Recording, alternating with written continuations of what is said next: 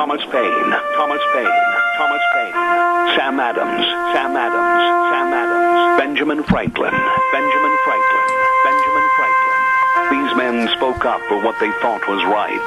From their courage came such documents as the Declaration of Independence and the Constitution of the United States. From their willingness to speak what was sometimes unpopular but right, we enjoy such liberties as freedom of speech, the right to keep and bear arms, and freedom of religion. There are those who still wish to oppress our freedoms, and there are still patriots willing to stand up and defend life, liberty, and the pursuit of happiness. Men like Zeb Bell, who honor our founding fathers and what they stood for. It's now time for Zeb at the ranch, speaking up and defending your freedoms. Brought to you by Magic Valley Les Schwab Tire Centers and all of the other great advertisers on the program. And now, Zeb Bell. Our very first president, George Washington, said these words, and how true they are. It is impossible rightly to govern the world without God and the Bible. Amen. Morning, everybody. Here comes Kate Smith, and God bless America, followed by a patriot, a real patriot, to call in with our Pledge of Allegiance. Good morning.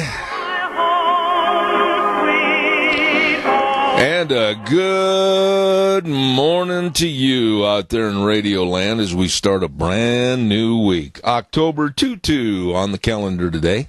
Zeb at the Ranch, I'm Zeb Bell with our major sponsor, your Magic Valley Les Schwab Tire Centers. All 7 locations serving you with a big fall tire sale. And don't forget some of our great advertisers like Burley Physical Therapy and Rehabilitation at 1263 Bennett Avenue, Suite 2 in Burley, helping you get back to being you. Right now, let's go to the phone line and have our Pledge of Allegiance to start things off right. Good morning. Well, good morning, sir. Are you the man? I am. Can you hear me perfectly fine? Not perfectly fine, but I hear you fine.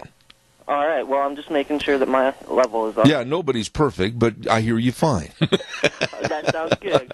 All right. Well, I pledge allegiance to the flag of the United States of America and to the republic for which it stands, one nation, under God, indivisible, with liberty and justice for all. Attaboy Wheels. Right now, let's go to the weather forecast. K&R Rental with our friends Roger and the whole crew over there at 256 South, 600 west of Hayburn. Right there on the Burley-Paul Highway. Can't miss them, absolutely. They are offering the best of tools and equipment for rent and finish any job you've got. I mean, hey, if you're not sure what you need, holler at them. Give them a call, 678-3122. They'll help you. And they've got everything over there. I mean, you need to till up that garden, get it all ripped up before the winter sets in. They've got the tillers. And don't forget, they've got all the air compressors. They've got everything over there at K&R Rental, 678-3122. Right now, here's Gina with the weather. Maybe a few more rain showers expected before noon. After that, partly sunny skies. Here's a look at your weather forecast for Zeb at the Ranch. Yeah, we're looking at about another 20% chance of isolated showers before noon. Hopefully that's going to burn off. We're going to see some sunshine by this afternoon. Expecting a high of 70. Winds out of the east right around 8 miles an hour. Tonight, those rain showers could pick up again. Maybe a few more thunderstorms after midnight. Mostly cloudy skies in the overnight hours. Expecting a low of 44. That could carry over for tomorrow morning. Slight chance of thunderstorms mostly before noon. Mostly cloudy skies with a high of 65. By Tuesday night, partly cloudy skies, expecting a low of 40. Wednesday, back to sunny skies and a high of 65. Clear and 40 for Wednesday night. By Thursday, sunny and 65 and sunny and 66 for Friday.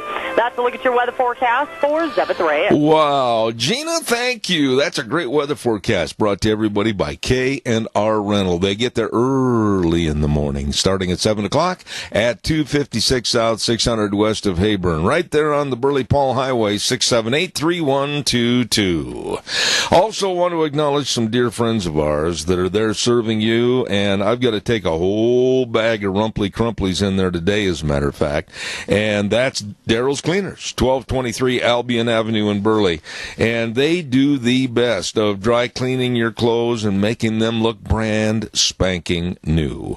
By the way, too, another service, just like Mom used to do, They'll wash, dry, fold, and iron all your clothes. And you just stop in and tell them, hey, I got a bag of clothes I don't have time to wash. Can you help me? Yes, they will. Yes, they can. 1223 Albion Avenue in Burley. Daryl's Cleaners. You stop in and see them today. Want to also say a big shout out to our friends at Ramsey Heating and Electric at 2600 Overland Avenue in Burley. Number to call, and they'll have everything you need waiting on the counter unless you need a great big heating or cooling system. And that's 678-0459. They're open 7:30 to 5 Monday through Friday.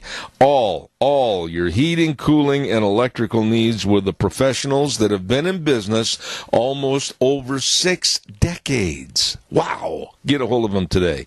Ramsey Heating and Electric, 2600 Overland Avenue in Burley. I understand that yesterday, Ray Bagby, anybody that sees Ray Bagby today, he's buying coffee because yesterday was his birthday. And the old stagecoach driver and manufacturer, he didn't say how old he is, but I had a rumor that when God made the earth, he thought of Ray. So that's a little bit older than dirt. But anyhow, happy birthday to Ray Bagby. Had a birthday yesterday, and we just wanted to mention it this morning. Calls are welcome, 436-2244, 1-866-927-4587. If you have not heard, then I'm going to tell you. Thursday is Lunch Bunch Day at Denny's Restaurant, but it's a special day. It's also our Halloween costume party. Have I heard rumors of some of the costumes?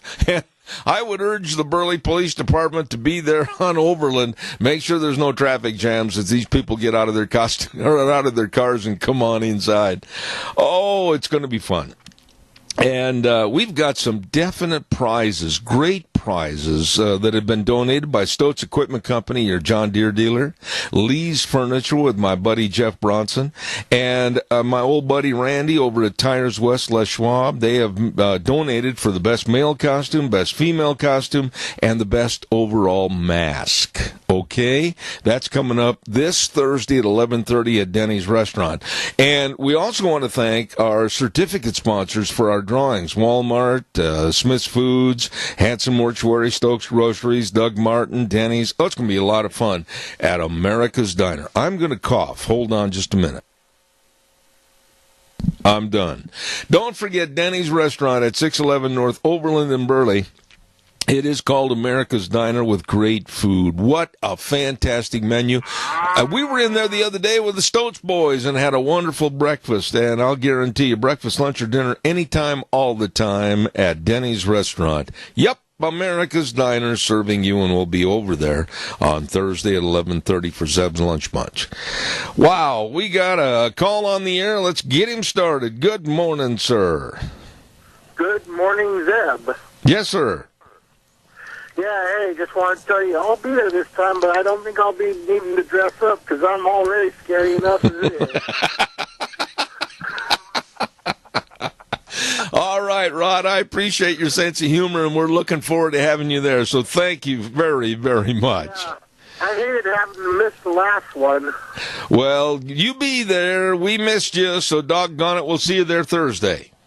Yeah, at least I provided the fries with what I was doing, you know? Okay. I'll tell you what, Rodney, that was a good line. I'm scary enough as I am. Thank you for calling, buddy. I got to run. Thank you. All right, thanks. I like that. Oh, don't forget Jim Patrick, District 25 State Senator. Here's a guy that absolutely has been serving Idaho and the people of Idaho for a long, long time. And he wants to thank all the people who voted for him as state senator. He appreciates all the support. He's a farmer, long time farmer, graduate of University of Idaho, and he encourages everybody to get out and vote November 6th. And remember, Propositions 1 and 2 are very important, along with all the other great folks on the ballot. So remember, vote November 6th, paid for by Jim Patrick, District 25 Senator. Also want to remind you about another great guy, and he is a good friend of this program. District 27 State Representative Fred Wood. He said if you do nothing else on November 6th, make sure you go vote. Write that on the calendar in big, big red letters. Go vote November 6th. Fred, of course, a retired physician, lifetime member of the NRA, has been serving his constituents for a long time in District 27, and he also urges you to know and study the Propositions 1 and 2 and the folks that you're going to vote for. And don't forget to go vote November 6th. Paid for by District 27 Representative Fred Wood. Really good guy. All right, calls are welcome and appreciated. 436-2244, 1-866-927-4587. I'm going to say this. If some people feel their toes are being stepped on, then that is your problem, not mine. Absolutely, and I underline that word absolutely. Absolutely, positively, President Trump is right. He's absolutely right. Bring out the military to stop and turn around this caravan of what might become over 10,000 people.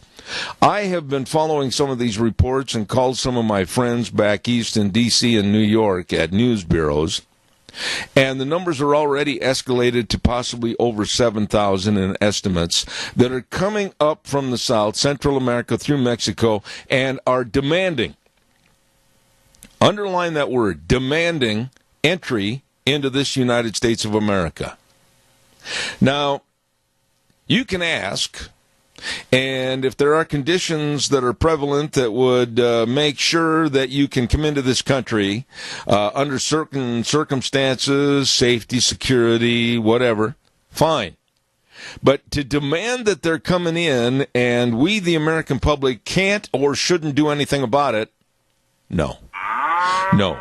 Bring out the military and put them at the border, Mr. President, and let's stop this nonsense now, once and for all. Caller, good morning. You're on the air. Yes, good morning, Zeb. This is an organized invasion of the United States brought about by the enemies of our country that want to bring us to our knees, and they are using the children and the women as weapons to get into this country. Absolutely. There's no question about it. I could not agree with you more. And let me just ask you this, and caller number 2, don't go away. I'll be right there. Unaccompanied children. Now, wait a minute, Tony. You've raised a family. I've raised a family. Who in their right mind or whatever as a parent is going to send little children unaccompanied for thousands of miles? Nobody but somebody who has organized this bunch that's coming in here. These people that are coming in, they have no idea what they're doing. They're being told that they're going to come into the United States, they're going to be put on welfare, they're going to be given free this and free that, they're going to be taken care of until the day they die. And this is what these people are being told. Most of them are uneducated, and they'll believe just about anything somebody like George Soros or Chuck Schumer would tell them. Yeah, and I'll tell you what, it's already been proven that there are members of Hamas and ISIS and Al-Qaeda amongst their midst. Before they crossed over from Guatemala into Mexico, they found 100 ISIS fighters. Don't give me this garbage that they're all people that are looking for a better life. No. There are people involved that want to kill us. I don't care if it's 1 or if it's 1,000. Stop them at the border and turn them around. I don't want them in this country. We have to have another Kent State. Put the bayonets on, get on the border. Otherwise, they're going to destroy the United States of America in a very short time. I could not agree more. I am adamant on this. I know we're going to have some bleeding heart liberals that live in this area that are going to come out in condemnation of what I say. That's fine. I think they've got the combined IQ of a hockey puck. We've got to protect America, and this invasion of pointing your finger and saying, we're coming in and we're going to wreck anything that is in our way. No. Stop them at the border, President Trump. Use the military. Well, how would our neighbors feel about it if we start having bombings here in Twin Falls and every place else that there are crowds of people like during Halloween. Yeah, I'm not going to weaken on this, and I'm certainly not going to kowtow to any liberal that says, "Oh, you're inhumane, you don't care." Yes, I do. Yes, I do. But I'll tell you what, it all backs up to the countries that they're leaving. Why in the world should the onus of this problem be put on America when their countries, whether it's Costa Rica, whether it's Honduras, whether it's Guatemala, whatever it is, those countries are responsible for their people leaving if the conditions are so bad and heinous. And with our foreign aid money going in there, let's start getting their countries developed so that they can stay in their own environment. Don't always depend on the American taxpayer and our billfolds. Well, we're the highest taxed country in the world, from what I understand, so we don't need any more. No, and I'm sick of giving. I'm sick of giving right now. Tony, God bless you and Mary. Please know that we need to get together for breakfast. I'm hungry. We will. Anytime you guys are not busy, we'll do it. All right, Tony. God bless. Thank you. Thank you. Okay, Caller number 2, you're very important to me, but I've got to pay some bills. I'll be right there. Stand by 60 seconds. Don't forget Burley Physical Therapy and Rehabilitation. 1263 Bennett Avenue, Suite 2 in Burley. I'm going to be going over there, as a matter of fact, to start the ball rolling this Thursday after our lunch bunch. That'll be a funny thing with my costume on and everything.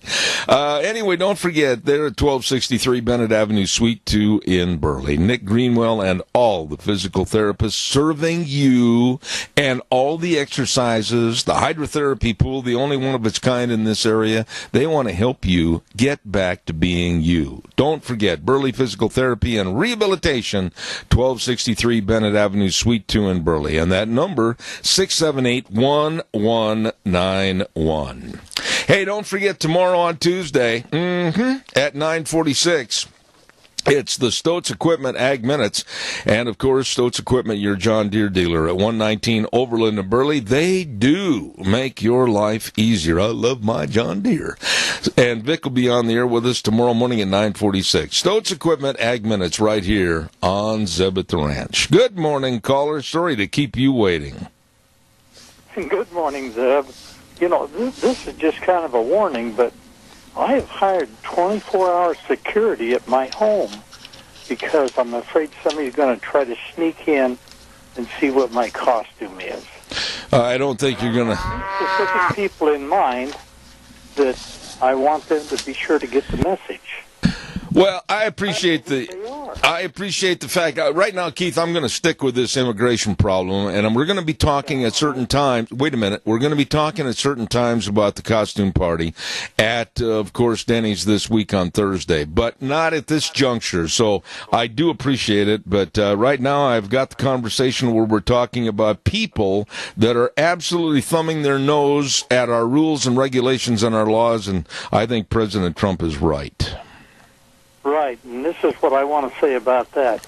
Along those borders where these ranchers have a fence, a four-strand barbed wire fence, and these people, even if they put the military across there, when these people come over, they cannot harm them at all. All they can do is capture them.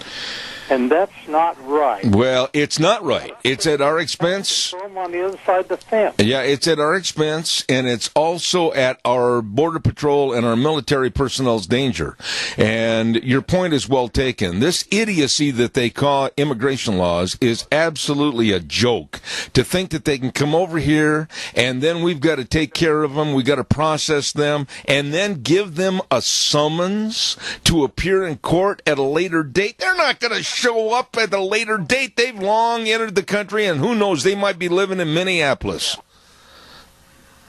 Yeah, that's just like drawing a blue line and tell you to dare you to step over it. Yeah. They don't step over it, they run over it. I got to run, but I appreciate you brought up a good point there, and I appreciate that. Thank you very much, Keith. Thank you. Bye-bye. All right.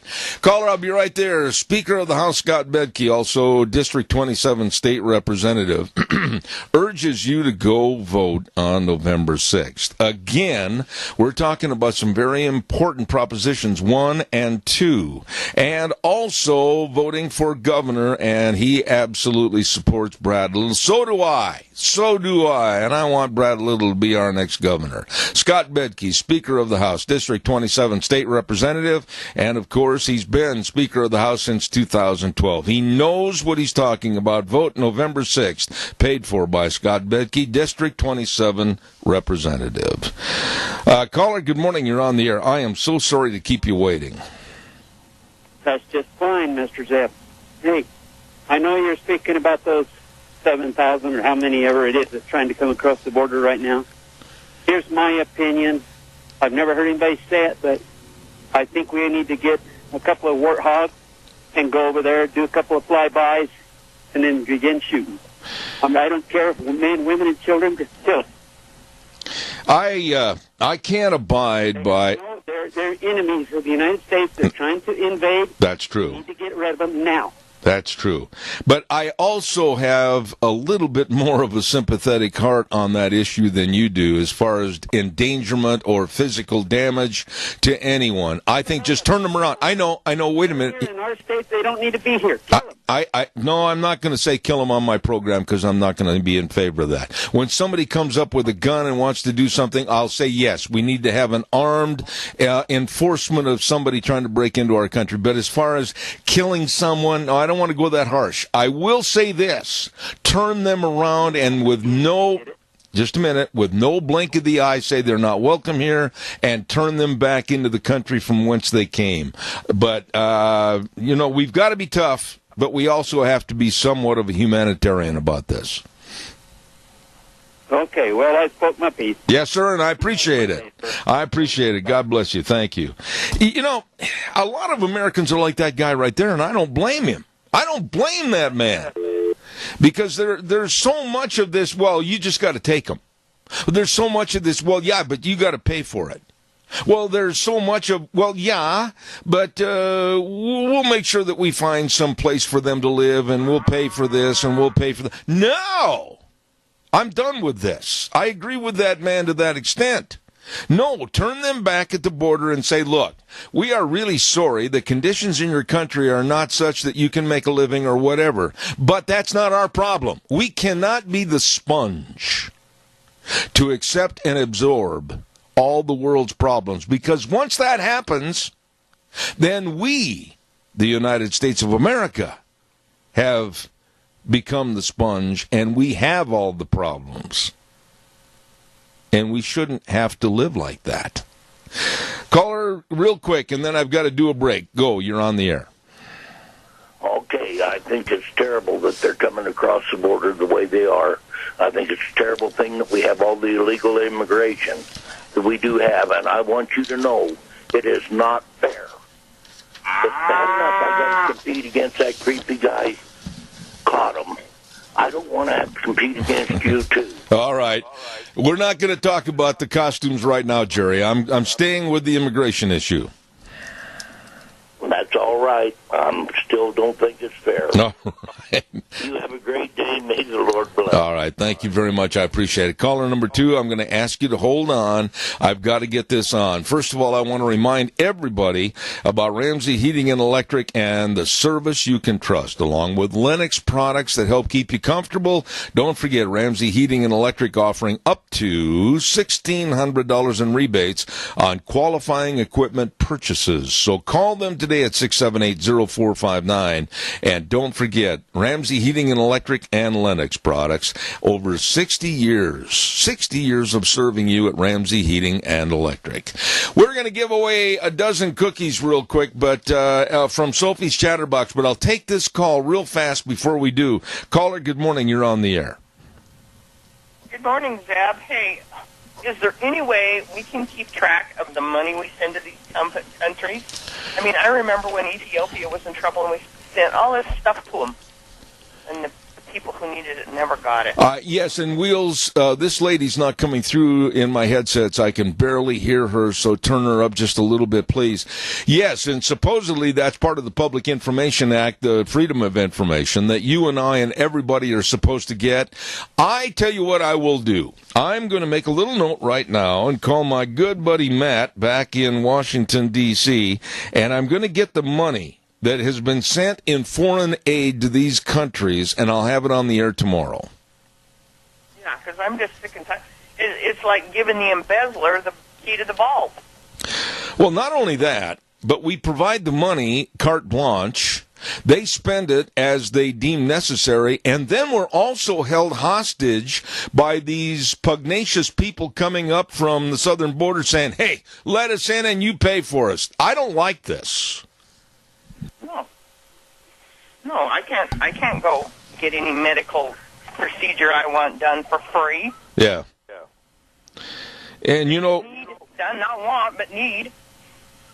the American public and the American taxpayer are so gullible and thinking that, oh, well, we sent foreign aid over there, but now also they're coming here and we've got to pay for them. It's a double-edged whammy. It's a double-edged sword, and we're the ones that are getting cut on each side. Yeah, exactly. Thank you for your call. You're always welcome. Appreciate it. Thank you. Thank you very much. You're welcome. God bless. Let's give away some cookies right now. I've got a quick contest. I don't know what happened to my throat this morning, but it's bugging me, this cough. Every fall at this time I get it. Must be allergies. Don't forget Sophie's Chatterbox at 530 East Street in Rupert. Oh, right on the Rupert Square. Oh, delicious bakery, delicious restaurant. It's absolutely phenomenal. And right now we're going to give away a dozen cookies. And I think I've asked this question before, but I'm going to ask it again. What was Hopalong Cassidy's real name? On the TV westerns, he was known as Hopalong Cassidy. What was the actor's real name? Call me quickly at 436-2244 or 1-866-927-4587, and you can win a dozen delicious cookies from Sophie's Chatterbox, 530 East Street in Rupert, and they are delicious. Quickly, what was Hopalong Cassidy's real name? What was the actor's real name?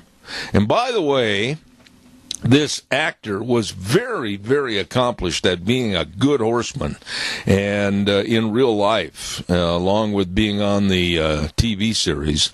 What was Hopalong Cassidy's real name? Caller, good morning. You're on the air. Good morning. His name was William Boyd. Excuse me for coughing in your ear. William Boyd is correct. And what is your name, sir? Dale Rasmussen.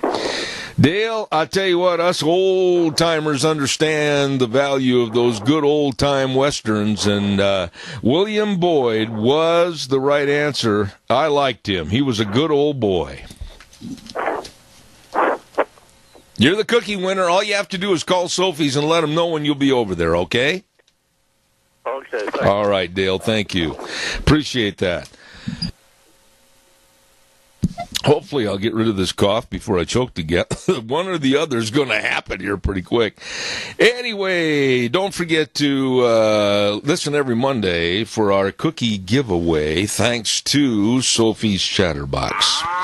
Caller, I'll be right there. I also want to remind you about Legislative District 27 State Senator. He's a friend of ours, he's a friend of yours, and has done a wonderful job standing up for conservative principles and voting to protect Idaho values. Who am I talking about?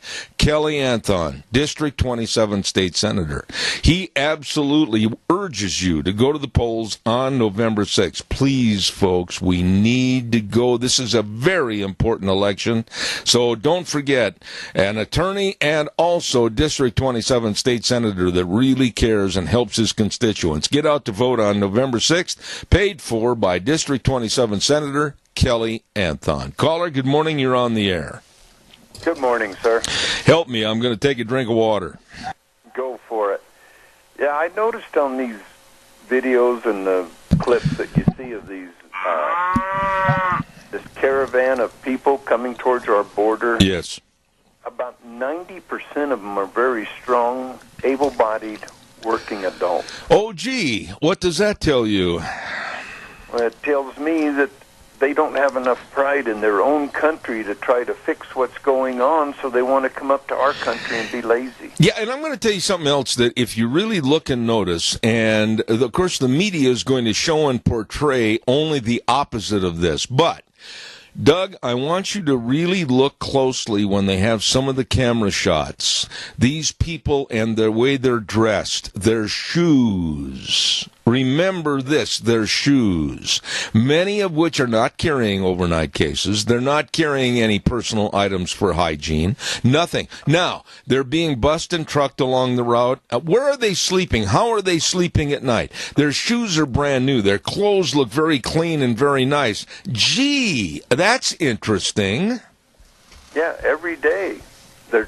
Each day they come along and they don't look like any worse for wear. You take off and go walking, and just say you spent a week walking in the same clothes, same shoes, and everything else. You do not look that clean when you know. So, and I agree with you 100% right there. I absolutely am going to say this, and I don't care about these bell ringers out there for the liberal left. This is something that has got to stop. We cannot let these people come up to the border. Look what they did crossing from Guatemala into Mexico. There were fences, aluminum fences that were put up, and if people wanted to go to and funnel through on a lawful manner, no. These people went nuts, berserk, or whatever you want to say, and they dismantled everything, throw it apart, and they said, we're coming through whether you like it or not. We can't have that in America. President Trump, call out the military. You bet. And if we had a Justice Department, when you finance a deal like this, it is an invasion, and you are committing treason. That's right. Against America. If they had a finance or a DOJ that had even a half a backbone, they would find out where the money's coming from for this and go after those people, and this stuff would stop. You know as well as I do. Come on, Doug. You know where the money's coming from. It's coming from the Soros Foundation and other liberal drink tanks. And I absolutely think that's... You just follow the money trail and it's going back to them. For total insurrection, kind of the Saul Alinsky playbook, come in, destroy America, bring it down to its knees, and there's all chaos and there's only the liberal left running power. Exactly, and that's what they want, and this is how they do it. Like your earlier caller said, they're using these children to take, play on our feelings to take over this country. That is an invasion. That is the same as a military coming up to the border and rolling across to tanks. You know as well as I do, in the next few days, there's going to be some more of the Bleeding Heart Liberal op-eds in the paper, our local rag, and they're going to be condemning the American public, you and I and others of conservative ilk, because we are bigots and hate mongers. They'd better not ever say that to my face. I am absolutely adamant that I will help anybody anytime in need. But when somebody is pugnacious enough to come up to our border and say, we're coming through and you can't stop us, and then you're going to feed us, clothe us, and make sure that we have all the amenities of an American citizen, no. I'm putting my boot down and saying you are not. Well, my question back to them would be, okay, so you're going to leave your door unlocked, and there's a bunch of homeless people. They're going to come in and set up residency in your house and expect you to cook for them, clean for them, wash their clothes. Yeah, absolutely. You are going to allow that to happen in your home?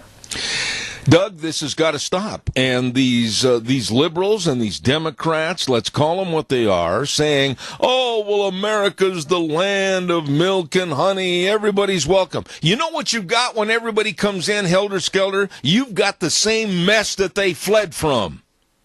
Exactly. That's exactly it. And I was watching a movie last night, McClintock, and where that chief stood up and he said, it's fine to take charity if you're a woman, or if you're a squaw and a child, but an adult, but a warrior taking charity makes them no better than a woman or a child. You know, that's a very subtle John Wayneism, if you will, in his movies. John Wayne might have been, the Hollywood actor, etc., but he was very devoted to America and the preservation of our Constitution and the laws of this great country. All you had to do was listen to the verbiage that was on his his recordings, etc., especially the album that was called America, Why I Love Her. Exactly. That's great. I've heard those a few times, but that really hit me in that movie last night. I like that. Doug, got to run. Give your 10-second spiel, and then I'm off. Thank you. All righty, everybody. Let's do what we can for our seniors. It's coming up on the holiday season. If you're going to have a family Thanksgiving or something, see if you can rent a senior center. Holiday parties, rent a senior center. God bless. There you go, buddy. Thank you so much. Don't forget, Barry Equipment and Rental, sales, service, and parts. Yeah, you know what? I got to talk to Juan and console him because he was a Milwaukee Brewer fan, and the Dodgers beat the Brewers to go on to the World Series. He is in deep despair right now this morning at 159 West Highway 30 in Burley. Oh, that's okay, Juan. My Cubs lost too. Anyway, don't forget the Burley location and also the 465 Addison Avenue West location in Twin Falls with Eli, and the Nampa location of Barry Equipment and Rental. They've got all the big equipment, the big Doosan equipment, sales, service, and parts. They've got all the Bobcats. They've got all kinds of equipment over there. Don't know how to run it? Hey, they got a big sandbox out behind. They'll teach you. Stop in today or give them a call. Barry Equipment and Rental, Burley, Twin Falls, and Nampa. Poor old Juan, I'll tell you. He's suffering this morning. Also, I want to remind you quickly about Ark Animal Hospital. We'll take some more calls to give us a jingle. Ark Animal Hospital at 750 21st Street in their Connection Credit Union in Heyburn. Oh, a mixed animal practice that absolutely wants your animals to stay healthy. Whether you got a little bitty kitty cat or a great big herd of dairy cattle, doesn't make any difference. They're a mixed animal practice, and they want to make sure with their devotion to animals, they all stay healthy. Please remember the name, Ark Animal Hospital, and they're at 750 21st Street in Heyburn. The number, write it on your refrigerator, 678-1177. They do have the warm hearts for the cold noses. Caller, good morning. You're on the air. Good morning. It's the Yummy Man from the Senior Junction on South Overland in Burley, Idaho. Yes, sir. Go ahead. What's the Yummy Man got to tell us today? Well, we're going to have fried chicken and parsley potatoes and some vegetables and some chocolate cake with yummy frosting. And we invite everybody to come and join us at the Senior Junction. And we could use some volunteer help in the mornings to help put out the Meals on Wheels. Okay. Joe, order one to take out. I just call before 12 and it'll be ready. And what's the number, Joe, real fast? Oh, you better just call 208-878-8646. All right. I tell you what, this man has got it. He's the Yummy Man over at the Senior Junction. Joe, God bless you. Thank you so much. Thank you. Have a great day. You too, buddy. Thank you. Caller, you're on the air. Go ahead, please. I'm not old enough to remember Ellis Island, but it sure seems like there's a lot of difference between that and this, and I think this is an invasion. Well, it's more than an invasion. It's like an invasion of thugs. How would you like it today, just to put this in perspective, if all of a sudden somebody beat on your door and said, we're coming in to watch football, and we're going to come in and you're going to make the popcorn. We're going to come in and you're going to put us in your best bedrooms and use your best linen and everything. We're here. We're not going to leave. Take it or leave it. We're coming on in. Isn't that the same thing as what's happening to our country? Well, you know, we're supposed to be hospitable. I have no problem with that. But this isn't about hospitality, Zeb. This is about showing force. That's right. And showing that they've got power over us. And we've allowed that. So, of course, that's what they're thinking. But who's behind this? And who is processing all of this? This is not just people that are in need. Well, you're 100% right, and it's a force power play to make them come into this country so that they can be, listen to this, I'm going to say it bluntly, voters on the docket rolls for the Democratic Party. That's all they're doing, is just letting in people to vote Democratic for the Alexandria Ocasio-Cortezes, the Schumers, and everything else. Absolutely nothing more than a power vote play. You're 1,000% correct. Yeah, I think so. Have a great day, Deb. God bless you for your call. Thank you. Caller, I'm going to ask your patience, please, to stay on the air because we're going to take 60 seconds and have a weather forecast. Got to get it in.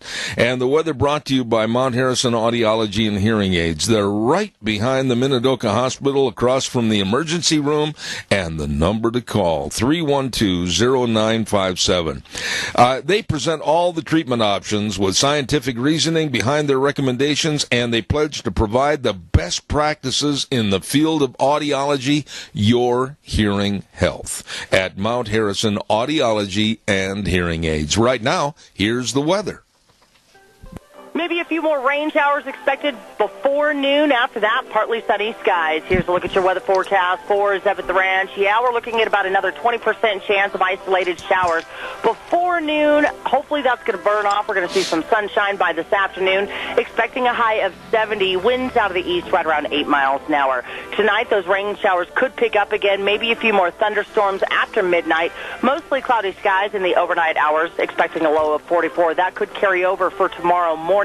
Slight chance of thunderstorms mostly before noon. Mostly cloudy skies with a high of 65. By Tuesday night, partly cloudy skies, expecting a low of 40. Wednesday, back to sunny skies and a high of 65. Clear and 40 for Wednesday night. By Thursday, sunny and 65 and sunny and 66 for Friday. That's a look at your weather forecast for Zeb at the Ranch. Gina, thank you, and brought to you this hour by our dear friends that really are concerned about your hearing health. Please get a hold of them today. Mount Harrison Audiology and Hearing Aids, right over there in Rupert, behind the Minidoka Hospital. Number to call, 312-0957. Caller, you are on the air. Thank you for your patience. Good morning, Zeb. You know, the folks that came over before, they had fought through a lot of obstacles. They were fleeing a lot of times from poor conditions, laws that were against their freedom and so forth, and they came to a land of opportunity, but they worked hard, and they took a lot of menial jobs, but they worked and they built up our country. Yes. Totally different deal. Absolutely. You know, I expect there were some that probably didn't, but you know that wasn't what we saw as a whole. Absolutely. You know, Linda, my grandparents on my dad's side of the family came here from the old country of Germany, and they didn't expect anything handed to them. And my grandpa Albert absolutely worked day and night trying to make a farm work and prosper, which he did with his blood, sweat, and tears. They didn't expect handouts. They didn't come over here with a pugnacious attitude of we're going to come in whether you like it or not. They were so blessed, according to what they said, to be accepted into this country. And today's attitude by these punks that are standing there saying, you were coming in and you can't do anything about it. I say, get the military and turn them away. Yeah. You know, and there have been some people who have migrated to this country from the South who have been wonderful people. They have worked, they have produced offspring that have contributed to our country, and I don't include them in this bunch. You know, they really and truly have given to this country. No, I'm not arguing that at all. I agree with you. This is a different bunch. That's right. That's right. And like I say, we have some of them nowadays that are wonderful citizens, but this bunch that comes up and they just want a handout, and they they ruin our country too. That's not right. Linda, thank you always. I appreciate it. And I'm going to ask you this real quick. Give me a short answer. You are, I hope and pray, going to be singing our national anthem Thursday. Yes. Ah, good girl. Thank you. All right. God bless. Thank you so much. Thank you. Let's not forget our friends at Dino Septic Service. They do the job that you and I don't want to do. Septic tank pumping, septic tank and drain fields installed, backhoe service, water and sewer lines installed, liquid waste removal. Oh, they do the job with a big smile on their face. Yes, they do. Fast, fair, friendly service. They've expanded their business to better serve more numbers of people here in the area. Call them in Rupert number 436-6526 or in Burley 678-1638. Absolutely with that big truck that says smells cargo on the way. Dino Septic Service, the best. All right, I've got time for more calls. Give me a jingle, 436-2244, 1-866-927-4587. We are 16 days, counting today, away from the midterms.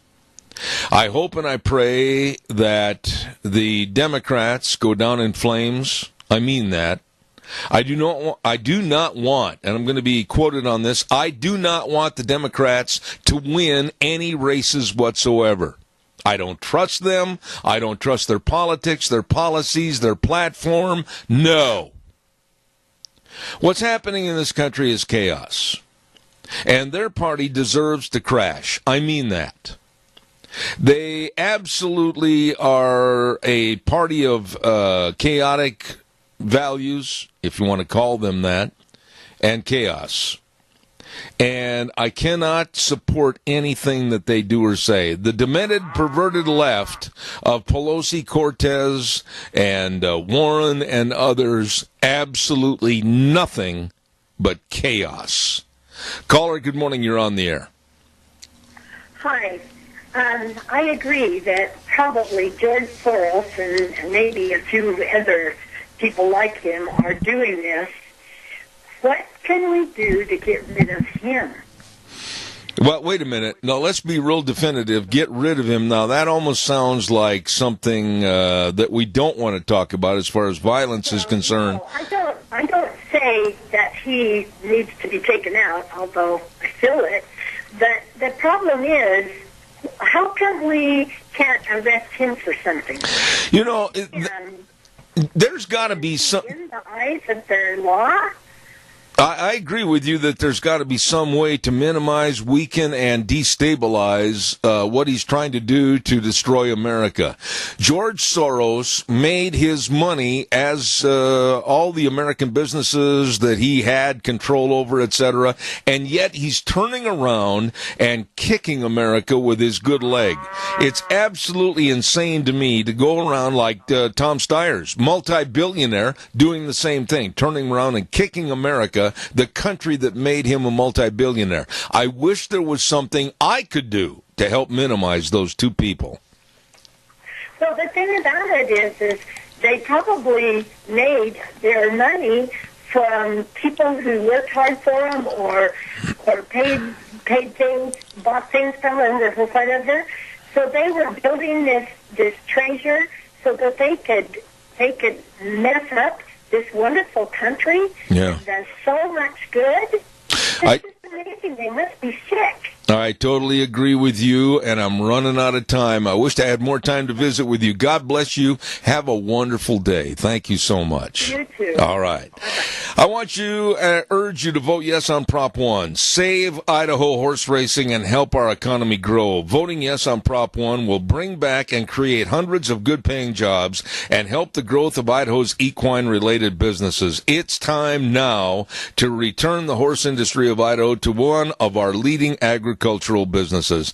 Don't be swayed by the misrepresentation and the outright lies from the other side. Vote yes on Prop 1, November 6th, paid for by the Committee to Solve and Save Idaho Horse Racing, create jobs, and fund public schools. Caller, good morning. You're on the air. Real quick. I got a minute. All right, Seb, I'll make it real quick for you.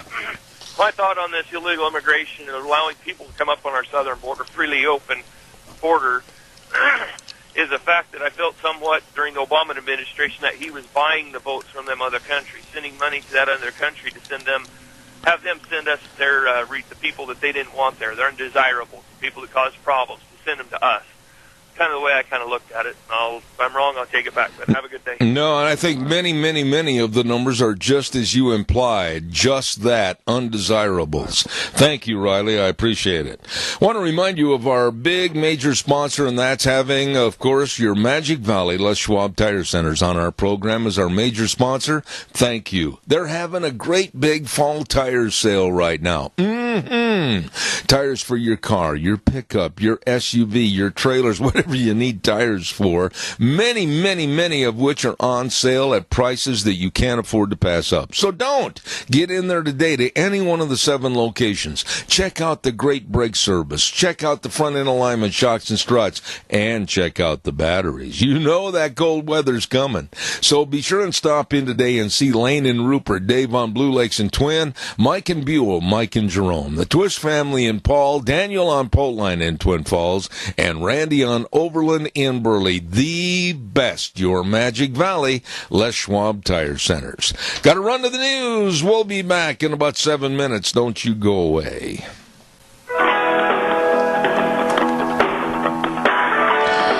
Welcome back. Hour number 2 on a Monday, October 22, the 22nd, and I'm Zeb Bell. It's Zeb at the Ranch with, of course, our major sponsor, your Magic Valley Les Schwab Tire Centers, all 7 locations, serving you with a big fall tire sale right now.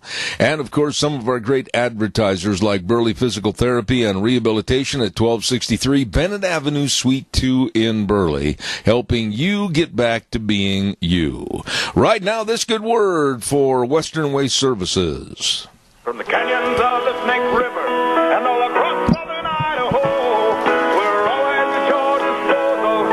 Western Waste Services, we care about our community, our resources, and this great land. Western Waste Services is lending a hand, always at your disposal. Western Waste Services, call the number 734-6969. Get on the route service once a week. They come by with that big truck. They pick up your garbage. Wave goodbye. It's gone. It's out of there. Western Waste Services, always at your disposal. That number again, you call them, tell them Zeb sent you, 734-6969, Western Waste Services. We've got a couple of things we have to take care of before we get our guest on the air, and I want to remind everybody, too, about Lennox and Ramsey Heating and Electric and service you can trust. That's right, Ramsey Heating and Electric and Lennox offering up to $1,600 in rebates on qualifying equipment purchases. So call Ramsey's today at 678-0459. Proudly offering Lennox products, Ramsey Heating and Electric at 2600 Overland Avenue in Burley. Over 60 years of service to you. Well, he hasn't served us for 60 years, but I'll tell you what, we're really glad that he is serving us as District 27 representative. And that's my friend Fred Wood, your friend Fred Wood. Absolutely. He said earlier, and I mentioned this, if you have nothing else going on November 6th, absolutely put on the calendar, go vote. Very important. Fred, of course, as District 27 state representative, serving you, and he urges you to be an active patriot and go vote on the Propositions 1 and 2 and all the people that are running for election this November 6th. Don't forget, go vote November 6th. Paid for by District 27 Representative Fred Wood. And we also want to remind you about another great gentleman that is District 25 State Senator, and that's, of course, Jim Patrick. I've known this man for a long time. His honesty and his integrity and his friendship, very appreciative. And he's appreciative of all the support that he's had being District 25 State Senator. A farmer that knows agriculture, a farmer and a politician that absolutely has been serving the entire state of Idaho. Jim Patrick urges you to go vote November 6th. Propositions 1 and 2, very important, along with the fine people on the ballot. Please go vote November 6th, paid for by Jim Patrick, District 25 Senator. Right now, one of my favorite people to come on this program every week, and he is the president of Americans for Limited Government, and we say a good morning to Richard Manning. Sir, how are you? I haven't been able to get him on the phone. Oh. I'm trying, of course, with both the numbers. All right, well, you hurry and keep trying, okay, please. I would appreciate that. While we are waiting for Richard Manning, hopefully he's going to be in his office today. I hadn't heard that he wasn't going to be there. So don't forget, tomorrow night, guess what starts? Yes, one of my favorite events, the 2018 World Series. I'm not real tickled with the two teams that are in there because my Cubbies didn't qualify. But the Dodgers and the Red Sox are going to square off in the World Series. And, of course, that starts tomorrow evening. World Series, Dodgers and the Red Sox. I know my good friend Dave Wright. He wears the Red Sox uniform. Man, he is absolutely a Red Sox fan. And it's going to be interesting. Good series. I think it'll be good baseball. Calls are welcome and appreciated, 436-2244. While we are waiting to find Richard Manning, hopefully we'll get him on the phone. And while we're waiting, let's take this call. Caller, good morning. You're on the air. Good morning, Zeb, again. I've got a bit of trivia I just want to share with you. You know, Texas is a big state, but if you take the top of Texas, the very top of it, down to the very tip, at the very bottom of Texas, and measure it from the top to the top of the United States, it's the same distance. Yes, it is. Texas is one big state. Oh, yeah. And no wonder, you know, when you hear about these tornadoes and things like that in Texas, no wonder they're 3 times as big as a lot of our states. I've had the opportunity in my rodeo career to be all over the state of Texas. And I've got my favorite parts, and I've got my least favorite parts. But all in all, I really like the state of Texas. Let's hear what Richard has to say. All right, let's see if we've got him. I think we do. Let's see. Caller, you're on the air. Go ahead, please. Yes, Zeb. You mentioned a while ago the lady called in about the money's going to these 3 countries. Yes. I just heard it on the news a while ago. It's $1.4 to $1.7 billion a year per country. Yeah. And we're supposed to pay that happily with a smile on our face as American taxpayers, and then we're supposed to keep that smile on our face when a caravan of thugs and punks are coming up here and not asking but demanding that they come into our country and we feed them, clothe them, and let them run all over this country without any validation whatsoever. That's correct. And one quick deal here. I have a daughter that has real serious health problems. She paid into the system for 35 years. First she had cancer, got that over with. Then she broke a hip, and finally wound up taking her left leg off here just a couple of weeks ago. Oh no! She didn't have any insurance, and they have applied for I don't know how many, 3 times now, and every time it's come back denied. And here's all of these. Thank goodness for this wonderful health care, around here, because they did the whole deal and everything. And she's doing great now. She's in rehab, learning to walk again. But it really galls me to hear all this money going to all these other places, and you can't even get help here in our area. You know what you just said, and believe me, it brought a tear to my eye. First of all, let me say this. Please acknowledge to your daughter from our house, my wife and I, Deanne, we wish and pray for her and tell her that we really are putting her on our prayer list, and we hope all goes well. Well, I appreciate that, and I appreciate your program, too, and thanks a million. God bless you. I know you're going through some tough times. Thank you very much for your call.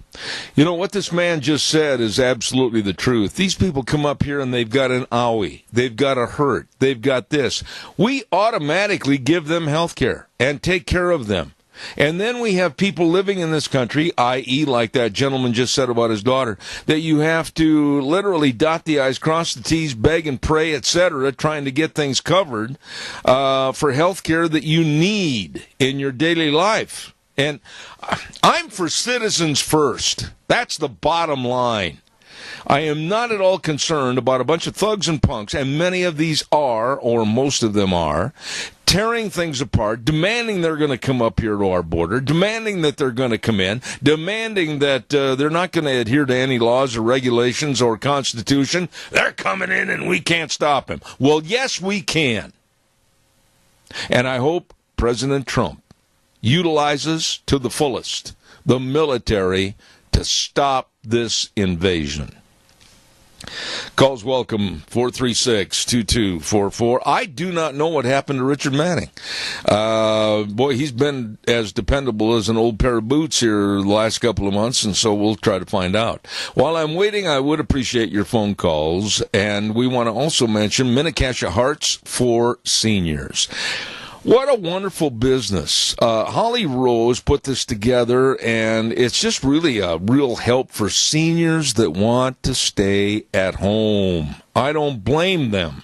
And all they have to do is call Holly at 312-5715. And they offer personal assistance with maybe meal preparation or daily tasks or light housekeeping or just companionship. Hey, call today and find out more. Hearts, Minnecasia Hearts for Seniors at 135 East 23rd Drive in Burley. And that number again, 312-5715. Caller, I'll be right there. Stand by. Please don't go away. I also want to acknowledge a very, very nice lady that is Idaho House of Representative, District 25A Rep. Lori Likely. Known Lori for a long, long time. Her family is a fourth-generation ranching family from Jerome. She was the Republican nominee for the Idaho House of Representatives, District 25, and has done an outstanding job. We need to keep her in there working for you and I. She believes in stronger communities, a balance of economic development with rural, community, and ag needs. Don't forget, Lori Likely, Idaho House of Representatives, District 25A, paid for by Likely for Idaho, Bill Likely, Treasurer. Caller, good morning. You're on the air. Thank you. Yes, Zeb. What question that comes to my mind is Democratic business owners, could it be possible they're pushing for these people to come here so they can get people to work for $4 or $5 an hour? Well, I think it's very possible to increase the status and stature of that particular lifestyle and income range. But what this country doesn't need is more low-income jobs. What this country doesn't need is more low-income people coming in. What we need to do in this country, Tony, quite frankly, is further at our schools, starting in elementary, junior high, high school, and college, one thing, and it's a two-word deal: work ethic. Wouldn't you agree? Oh, absolutely. One other thing that comes to mind is Trump has put a lot of people to work now. A lot of them have gone out and bought new cars and new homes. Now, if this country is going to be flooded with low-income workers, they're going to lose it all. Tony, I know what you're saying. I agree with you 100%. It's just that you and I and others that think the way we do, we're not being vocal enough. We're not being demanding enough. I do not want these people to cross our border. I'm not being inhumane. I am not being a bigot or a hate monger. We have got people in this country, citizens that need our care first and foremost. And I won't have a bunch of thugs come up and poke America in the chest and say, I'm coming in and you can't do anything about it. Well, we've got a short time before we vote. And that short time, that could be the matter of life and death for this country. Oh, there's no question. I think, honestly, you touched on it. This election set up for a matter of 16 days. I honestly believe is underline the most important election, because if we vote or let in the Democrats with their socialistic attitude and policies, we're done, Tony. We're done. Oh, yeah, we've got this rising star in the Communist Party, this Cortez gal. She's gonna do a whole lot of damage if she can. It may be a rising star to some, but she is by far not a very intelligent person. Her lack of education has shown many, many times on some of the statements she's made at various talks that she's given and trying to stir up the electorate. She is not the smartest person, and I'll phrase it this way: she's not the brightest bulb in the fixture. Well, you're right there. She is a dim bulb, and there's nothing. The only way we're going to do is energize the American people, and I hope they're smart enough to see what's happening to our country. I do too. I do too. We have to vote on November 6th. We have to go vote. I do not want to get on the air November 7th and say something as piddly and middling as a mere 25%. I want to see at least over 50% of the people going to vote. We have to have it. Well, let's hope so, Zeb. I appreciate it, Tony. God bless you, my dear friend. Thank you so much. Okay, thank All right. Caller, I'll be right there. Don't go away. I want to remind everybody about our friends over at Hanson Mortuary at 710 6th Street in Rupert with Joel Heward, the manager, his family, and his staff. And they absolutely care about you and provide the families they serve with the best possible support and comfort, always upholding the highest ethical standards with unquestioned integrity. They really care. Please contact them today. Hanson Mortuary at 710 6th Street in Rupert. Number to call, 436-5636. And Joel Heward also serving you and your family at Morrison Payne Funeral Home on East Main in Burley. Caller, thank you. You're on the air. Go ahead, please.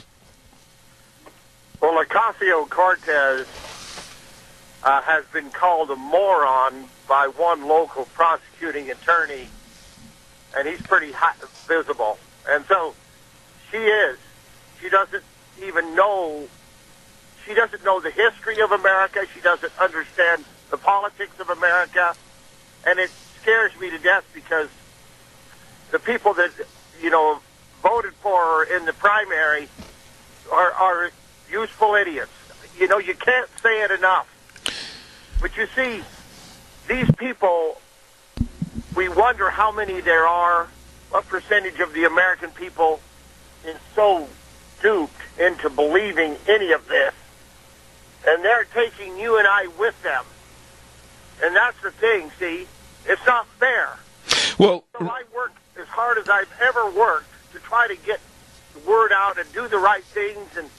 But we live in the conservative Eden.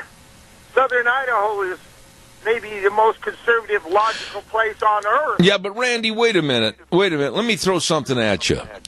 Over the last couple of days, I ran into somebody that absolutely thought, until we had a chance to visit, that a single-payer health insurance would be ideal. They didn't understand the pitfalls and the fallacies and the negativities of single-payer insurance. A one-size-fits-all.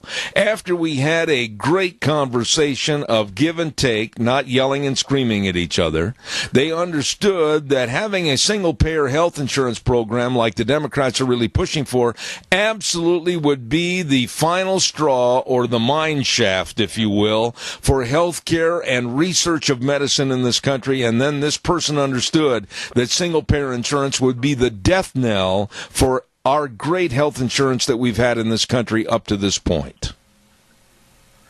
Well, it was either Karl Marx or Vladimir Lenin said the keystone to the arch of communism, medical care. Yeah. One single-payer medical care.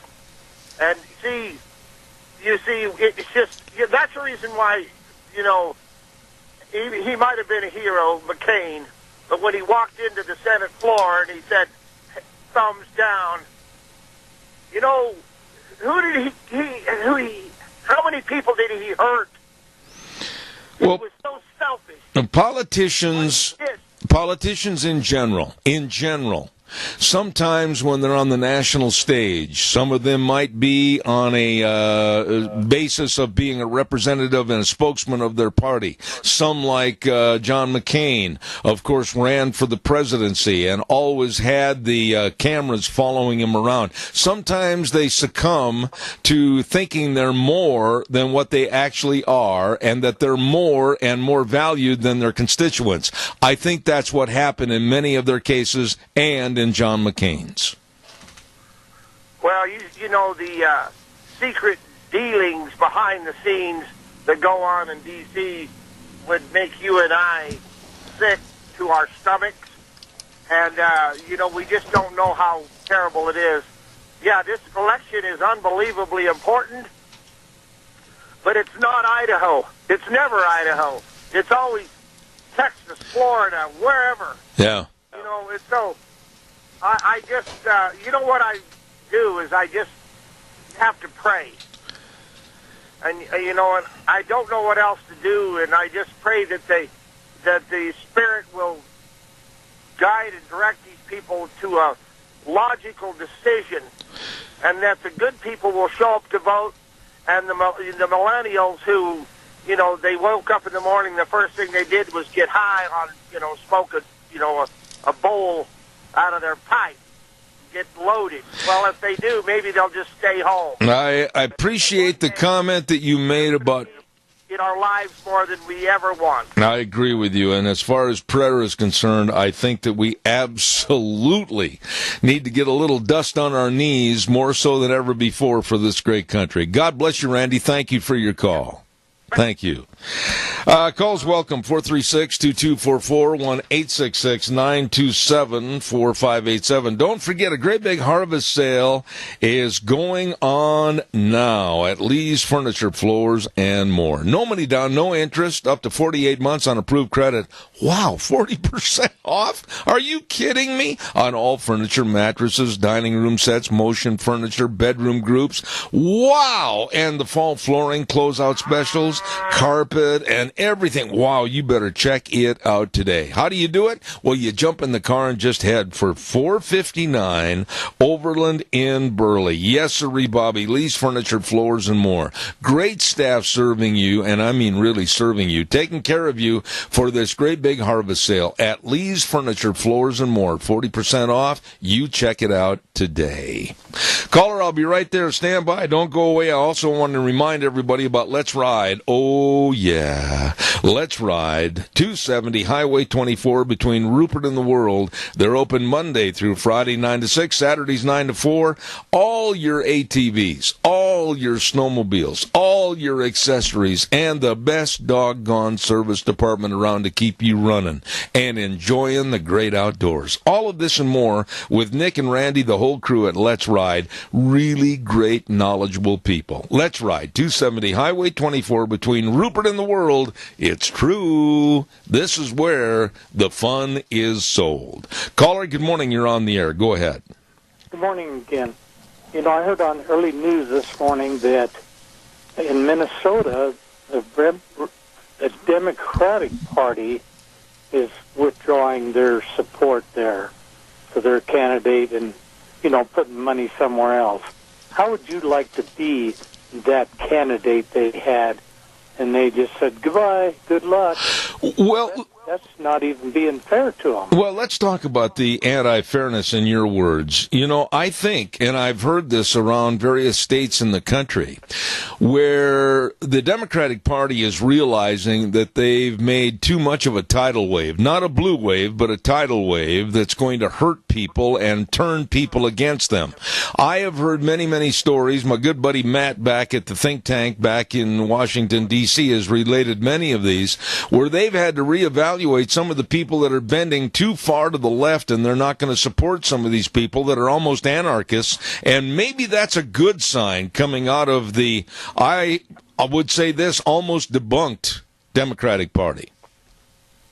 Well, and I think, if I remember correctly, in Colorado, the Republicans have taken their support away there because they didn't feel like they had a chance.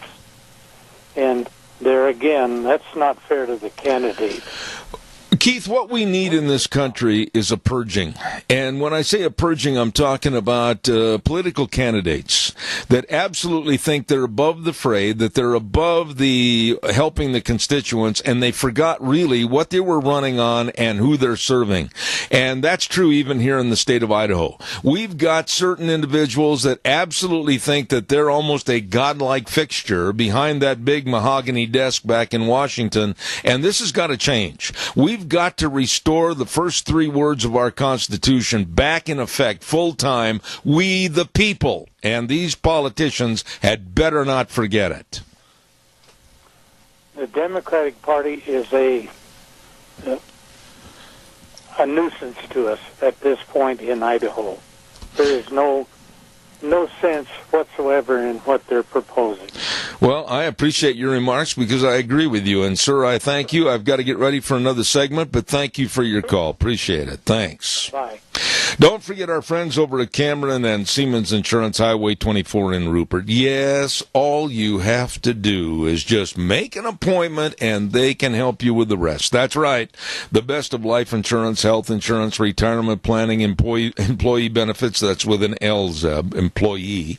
All of this and so much more from people that are really dedicated and accessible to serving you. Cameron and Siemens Insurance, Highway 24 in Rupert. And again, all you have to do is make the call. Give them a jingle today at 436-4424, Cameron and Siemens Insurance. We're going to have our next guest on the program in just a moment, but I want to remind you, Forever Green, I want to talk about them just for a moment. They've got a great service for you and I.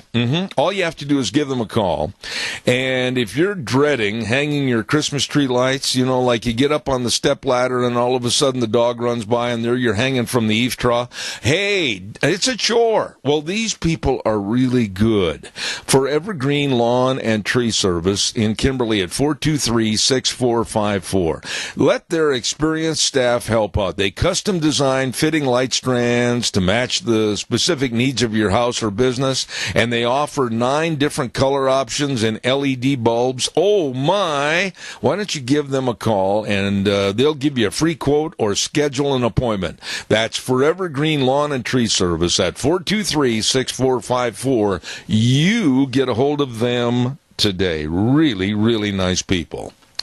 When I talk about really nice people, I'm looking forward to having this next lady on my program, and I read a newspaper story not too long ago about her and some of her great programs and helping senior citizens, etc., and I'm going to have her on the air with us right now. And we say good morning to the president of AR Systems Incorporated, Day Egeskitha. Good morning, Day. How are you?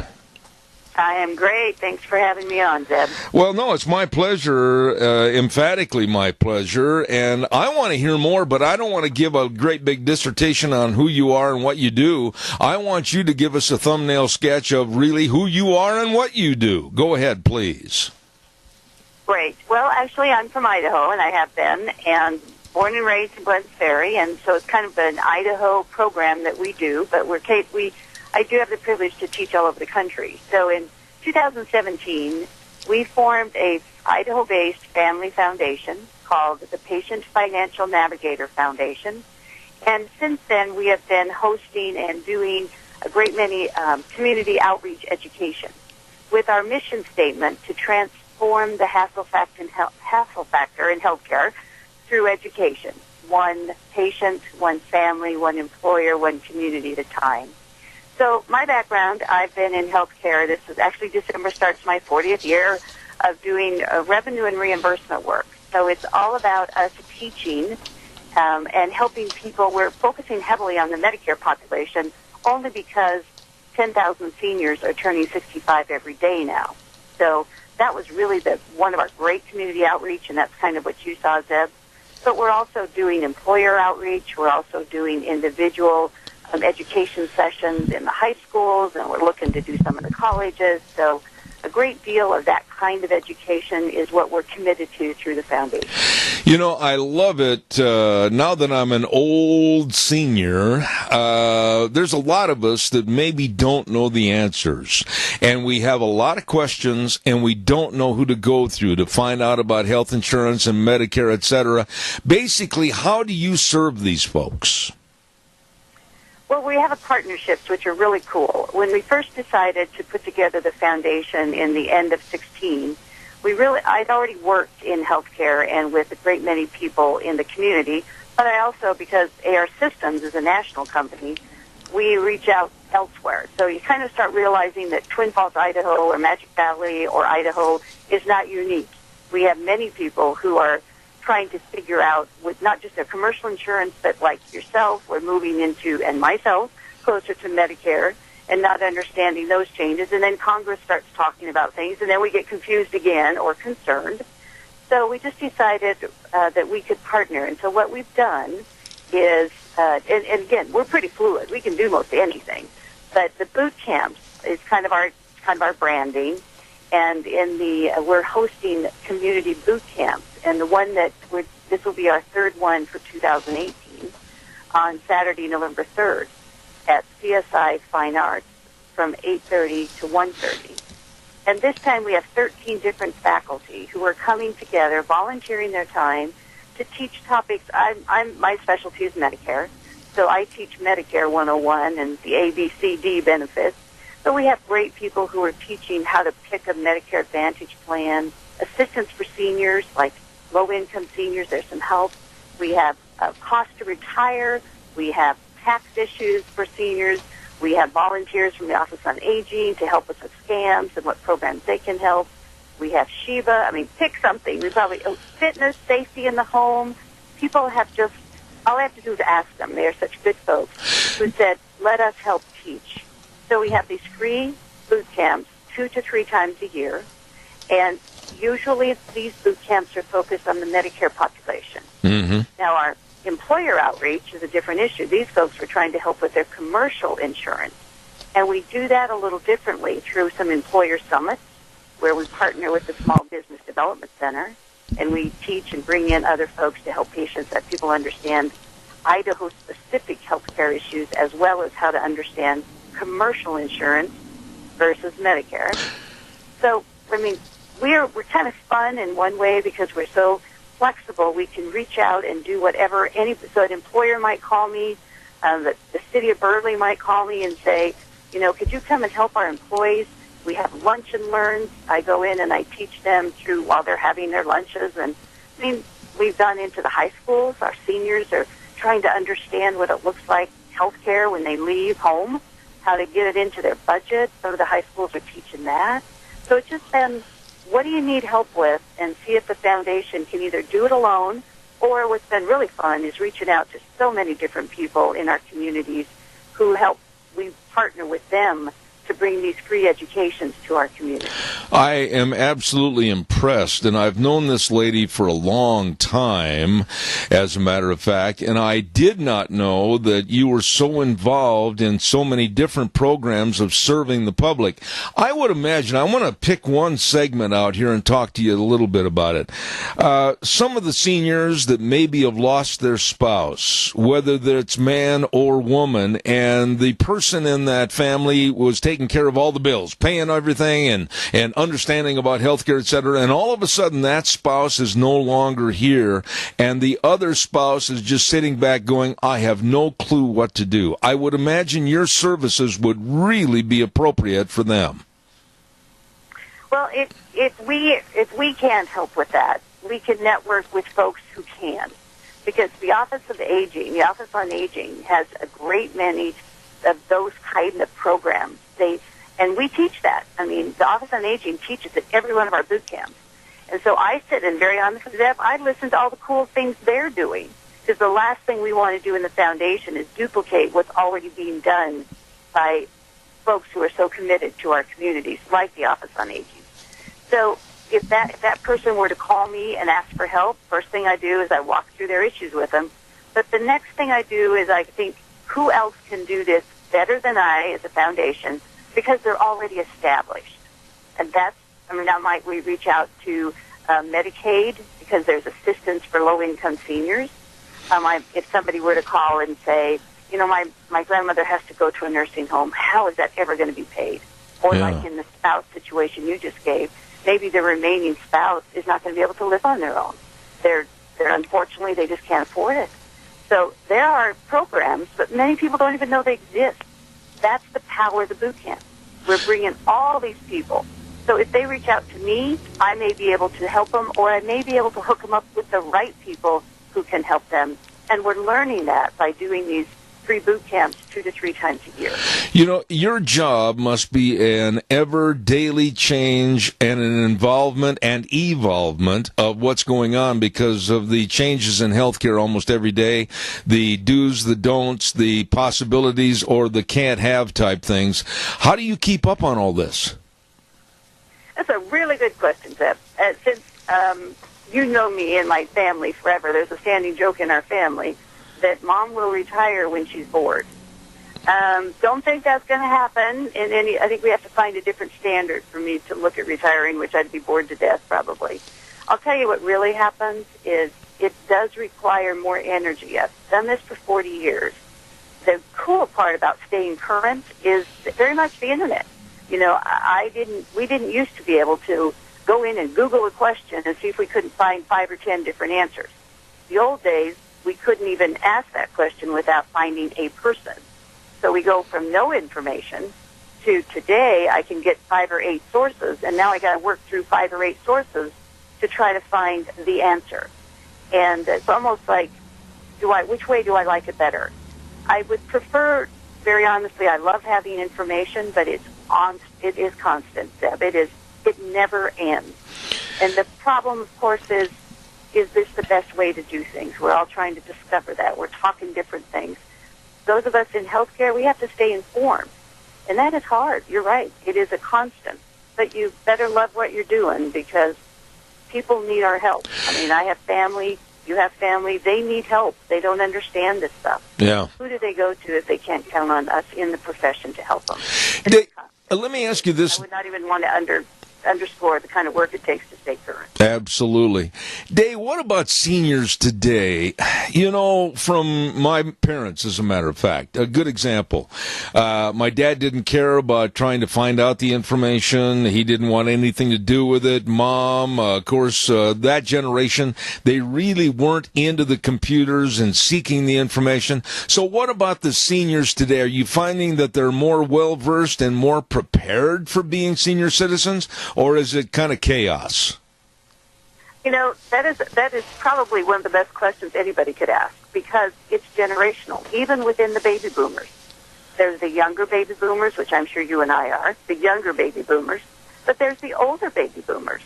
All of us are dealing with those kind of issues with Medicare. What many of our seniors don't understand, Social Security is very different than Medicare. It's 2 entirely different things. I teach that now because people didn't understand the difference. Younger baby boomers are not so terrified of the computer and getting that kind of information. The older baby boomers are going to be terrified by it. I've never worked with I shouldn't say never, seldom worked with somebody 80-ish who I would say, just go to this website, look it up, it's right there. They're not going to be as comfortable doing that. They need more of a human contact. Some of the younger ones, much more comfortable with doing their own research and still having somebody to ask questions of, but more informed doing it, not quite so lost, not quite so, a little bit scared. Dave, one of the things I wanted to ask you about, and it's a concern of mine, because I feel that God's blessed me with, even though I've had a lot of health problems, that I'm still up, I'm still vertical, and I'm still going, and I've been so blessed. Do a lot of seniors, and I've seen this happen, so I know a little bit about this answer, but a lot of seniors, when they get a little elderly, and I say a little elderly, maybe 65, 68, 70, or whatever, they have a almost I quit attitude. And boy, I just want those people to realize you don't have to quit doing anything. Age is just a number, and there's still a lot of fight and fire left in them if they'll just try, right? Absolutely. One of the cool parts of the boot camp is we bring people in to speak who have, like, volunteerism, like staying healthy, like fit after 60, like don't let your brain get tired. I mean, seriously, it's exactly what you're saying. If we stay active, we stay healthier. There are tons of research. There's tons of research that shows that. So just because we may be slowing down does not mean we stop. And at our boot camps, we have people there to show you easily. You know, safety in the home is a big deal as we get older. We get a little clumsier maybe.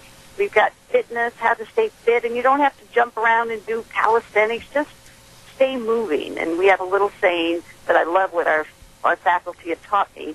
It's motion is motion.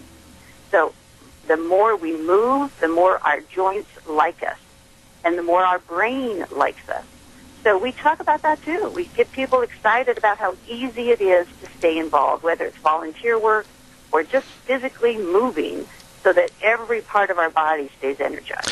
You know, and Dave, one of the things that I really get worked up about is the attitude of certain segments of our American system today, to where the elderly, oh, well, just go off in the corner, don't get in the way, get out of our road, we've got this, we want to do that.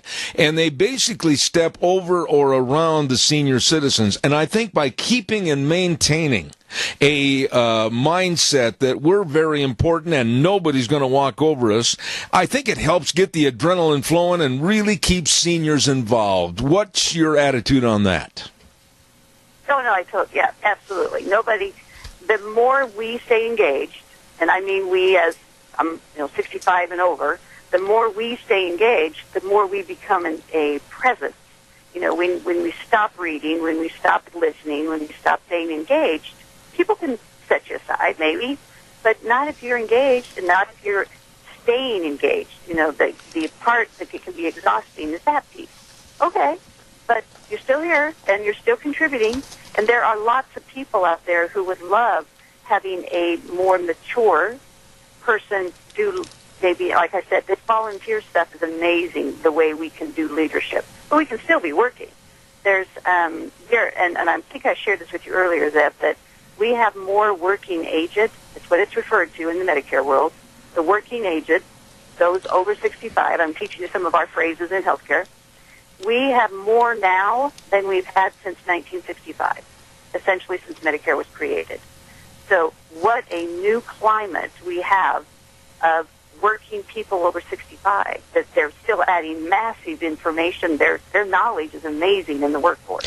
Well, They are working longer. Yeah. So they have all kinds of different issues with Social Security, with Medicare, that they wouldn't have had they traditionally retired at, quote, 65.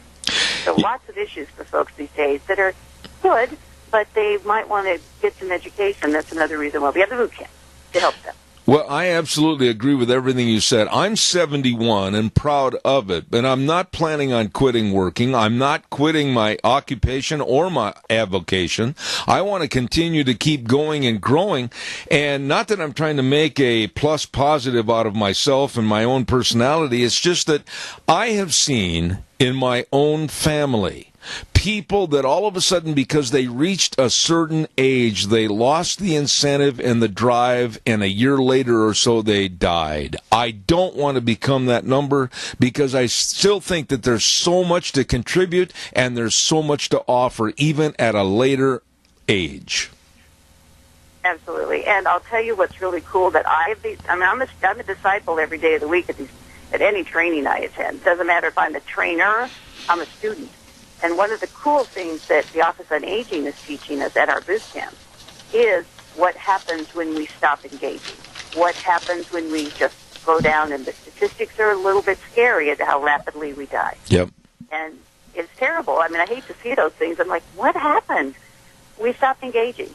And that's the short version, but there is extremely good data on what you're talking about, Zeb, about staying engaged, staying volunteer, do something, keep moving, keep engaging, or your life will have no value, and you do die much younger. And they have some pretty interesting statistics on that. Dave, please, I've got to wrap this up, but I'm going to ask you a favor. I find you to be inspiring and a great part of what I want to keep on this program.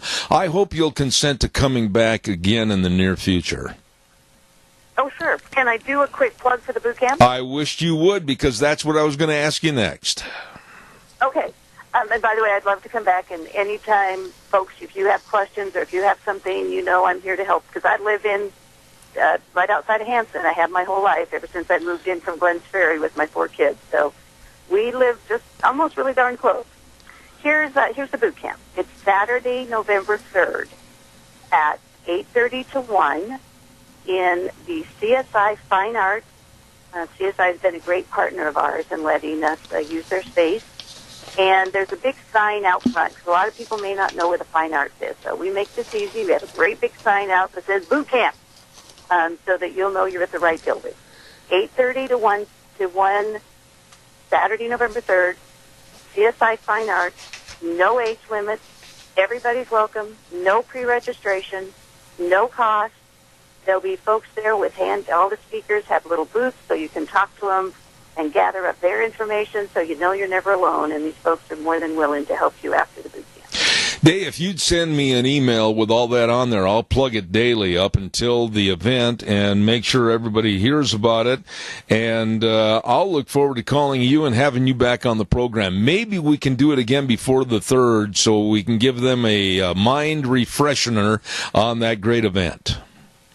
Perfect. I know that you and I'll connect because we both have crazy schedules. So I will send you that information right away, Zeb, and thank you so much for letting me be on the show, and hi to all of your listeners. Wonderful lady, Day Agaskitha, and thank you so much, and we're going to have more on that boot camp later. Thanks, Day. Have a wonderful day.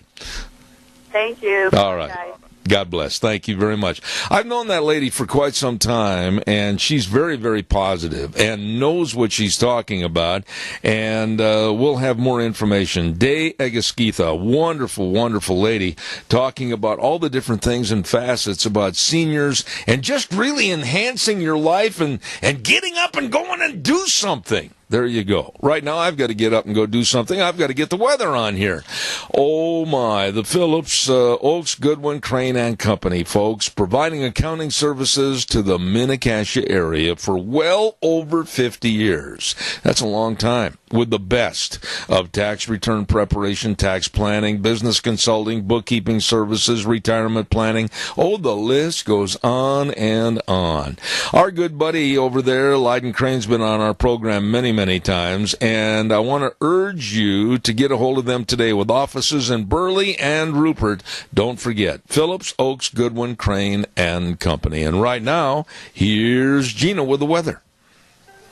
Maybe a few more rain showers expected before noon. After that, partly sunny skies. Here's a look at your weather forecast for Zeb at the Ranch. Yeah, we're looking at about another 20% chance of isolated showers before noon. Hopefully that's going to burn off. We're going to see some sunshine by this afternoon. Expecting a high of 70. Winds out of the east right around 8 miles an hour. Tonight, those rain showers could pick up again. Maybe a few more thunderstorms after midnight. Mostly cloudy skies in the overnight hours. Expecting a low of 44. That could carry over for tomorrow morning. Slight chance of thunderstorms mostly before noon. Mostly cloudy skies with a high of 65. By Tuesday night, partly cloudy skies, expecting a low of 40. Wednesday, back to sunny skies and a high of 65. Clear and 40 for Wednesday night. By Thursday, sunny and 65 and sunny and 66 for Friday. That's a look at your weather forecast for Zeb at the Ranch. You know, this sounds like it's going to be an outstanding weather week. Thank you very much, Gina. I appreciate that. And brought to you by our friends at Phillips, Oaks, Goodwin, Crane and Company, with offices in Burley and Rupert, providing accounting services to the Mini-Cassia area for well over 50 years. You know, I was talking about Leiden Crane a moment ago, and I want to remind you that coming up on this Wednesday, I want you to really put this on your calendar and try to be in attendance at the Burley Theater at 135 West Main in Burley for the private viewing of Lavoie, Dead Man Talking. It's going to be this Wednesday at 6 p.m. at the Burley Theater. It's a bio-documentary on the life and death of Lavoie Finicum, that rancher from Arizona killed in Oregon on January 26th. This is something that's very important to me, and it should be to you also. And following the film, they're going to have a question and answer period with the producer and the family about what happened, what really happened, and what the future looks like. So please put that on your calendar for this Wednesday at 6 p.m. at the Burley Theater, please. Calls are welcome and appreciated. 436-2244, 1-866-927-4587. You know, it's kind of funny that this weekend in Las Vegas, President Donald Trump had another huge, I mean really big gathering, political gathering. Thousands and thousands of people clamoring and stammering to get in. He was in Elko, and then he went to Las Vegas, etc. What was funny about this whole story is that Joe Biden, I think Joe's testing the waters to see possibility about running for president. Well, Joe has another political gathering in Vegas at the same time, and Joe had problems getting 300 people there. I mean, you could have probably taken something and thrown rocks and you wouldn't have hurt anybody, but you would have probably got arrested for damaging the chairs. Joe only had about 300, maybe on the outside 400 people, where, meanwhile, down the street, President Trump is packing them in, thousands and thousands. Joe, tough luck. Let's not forget, too, our friends at Ramsey Heating and Electric with Lennox. I want to urge you to remember they're proud to offer service you can trust, along with the Lennox products at Ramsey Heating and Electric, and possibly save you money, too. Ramsey Heating and Electric is offering up to $1,600 in rebates on qualifying equipment purchases. All you need to do is call today at 678-0459. That's absolutely true. $1,600 in rebates on qualifying equipment purchases, so you better call right now today. Ramsey Heating and Electric and Lennox. And Ramsey's, of course, in business over 6 decades, serving you at 2600 Overland Avenue in Burley. One other quick note, and I want to urge you to remember, the starting gates are rusty, the stalls are empty, and the feed and tack store is closed. On November 6th, I urge you to vote yes on Proposition 1 to help bring back the great horse industry of Idaho. Prop 1 is not just a horse racing issue. It's an opportunity to support hundreds of related businesses and grow Idaho's economy. Vote yes on Prop 1 November 6th, paid for by the Committee to Save Idaho Horse Racing, create jobs, and fund public schools. And personally, I'm saying this, I do urge you to vote yes on Prop 1. It's about time that we paid attention and helped salvage the horse industry, which is one of the biggest and most viable economic assets for any state. So let's get out and vote yes on Prop 1. That came from me, and I'm paying for my own words. There you go. All right, we're going to take a little break right now and then come back with Pacific Legal Foundation, Jonathan Wood. And then at 10:32 this morning, Dr. Tim Ball talking about the idiocy of climate change and global warming, and it is idiocy. And we're going to get into that. So stay tuned. Zeb at the Ranch. I'll be back in 7 minutes.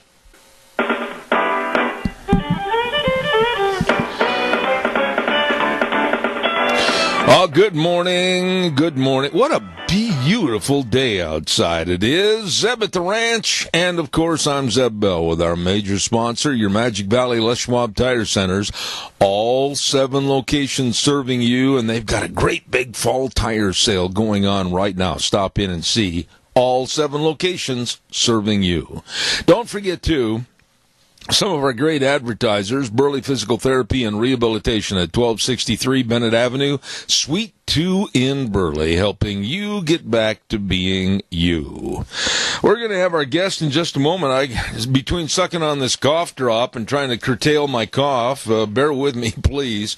Hey, we need to help keep her values in the Idaho House of Representatives, seat 24B. Who am I talking about? Linda Wright-Hartgen is a compassionate conservative that believes in our Second Amendment and is pro-life, and above all, she has common sense. With Representative Linda Wright-Hartgen, we have a person that's a problem solver with integrity. Vote November 6th for Linda Wright-Hartgen for House Seat 24B. We need her values. Paid for by Elect Wright-Hartgen Committee, Rich Stivers, Chairman. Thank you. And also, don't forget, Our friends with Ramsey Heating and Electric and Lennox. Oh, yes. Ramsey Heating and Electric is offering up to $1,600 in rebates on qualifying equipment purchases. And don't forget, call them today and find out more. 678-0459. Or you can visit them online at ramseysonline.com. Proudly offering Lennox products, Ramsey Heating and Electric at 2600 Overland Avenue in Burley. Over 60 years of serving you. Right now, let's go to the phone line. And with the Pacific Legal Foundation, a great lawyer that's been on our program many, many times, Jonathan Wood. Good morning, sir. How are you? Good morning. Doing well, Ted. How are you? You know, I'm going to tell you something I don't like to admit on the air, Jonathan. I lost the information sheets on what we were going to talk about this morning, and I'm completely in the dark. Can you help me? I'll do my best. I think we're supposed to be talking about the administrative process and how lawmaking power has been unconstitutionally shifted from Congress to administrative agencies in ways that violate fundamental fairness in the law. I think that's it, but you're going to have to really help me. You know me and my great organizational skills. I had everything put together in a file for today's program, but I can't find it. Go ahead and tell us a little basis of the story. Sure. So, it's a story that a lot of people are familiar with, but the reality is that most of the law that governs all of us today is not made by the people that we elect to make those decisions. Congress passes a few statutes every year, but is a tiny part of the new laws that impose on us. Most of that work is done by the unelected, unaccountable bureaucrats at any of the hundreds of alphabet soup agencies based out of Washington, D.C. So Pacific Legal Foundation has a longstanding project to try to pare that back and return power to the people we elected to exercise it. We've got a variety of strategies to try to do that, but one of the most powerful ones is to force agencies to submit their work to Congress for review. There's a federal statute called the Congressional Review Act that says any time an agency wants to impose a rule on ordinary Americans, they first have to submit the rule to Congress for review. And if our elected representatives think the rule is unconstitutional or misguided or just doesn't like it for some reason, they have the power to strike it down. And the problem we've found is that agencies don't like having their work reviewed by our representatives in Congress and have tried to skirt that requirement. So in a series of important cases, agencies have decided, well, we're not going to submit this rule for whatever reason and just start enforcing it. And we have been saying that if an agency tries to engage in that sort of lawless behavior, the person affected by the rule has a right to go to court and say, no, this rule cannot be in effect. The agencies cannot avoid democratic scrutiny in this way, and the rule has to be submitted to Congress. Let me ask this so that I and the rest of my audience can understand this, that basically bureaucrats with the wingtip shoes, three-piece suits are going up and going to our legislators, our senators and congressmen, and they're saying, we want this done, and they kowtow, the congressmen and senators kowtow to the bureaucrats, and we, the people, are the ones that are subjected to the laws that are basically above our heads and we had nothing to do with, correct? That's exactly right. Increasingly, the rules that apply to us are completely beyond any sort of direct or indirect control by ordinary Americans. We can't hold the bureaucrats that make these decisions accountable in any way. And one of the things that we've been focusing on is that Congress may not even have that authority because agencies have such great power and are either ignoring or manipulating the procedural requirements to avoid subjecting the rules they're imposing on us to democratic scrutiny. One of the best examples of that I know your listeners will care a lot about is the land use plans that federal land agencies impose to protect the greater sage-grouse. That is a incredibly impactful and burdensome rule that under the law has to be submitted to Congress for review first. And then Congress has an opportunity to say in an up and down vote whether this is a good rule or not. Well, the agencies that adopted those controversial rules decided that they weren't going to risk letting our elected representatives review those rules, and so instead just withheld them. And yet today, those rules are being applied to property owners and ranchers and anyone else who uses federal lands, despite the fact that no American got to vote on it, and none of the people we elected to make the law got to vote on it. What happened to the first three words of our Constitution, we the people? Has that been stricken and erased from that great document? Of course not, and that's one of the key protections we have, is that when agencies try to violate the Constitution's separation of powers and assert authority to regulate us that they don't have, Americans have a right to go to court and say, the Constitution doesn't allow this, the law doesn't allow this, and get that sort of relief.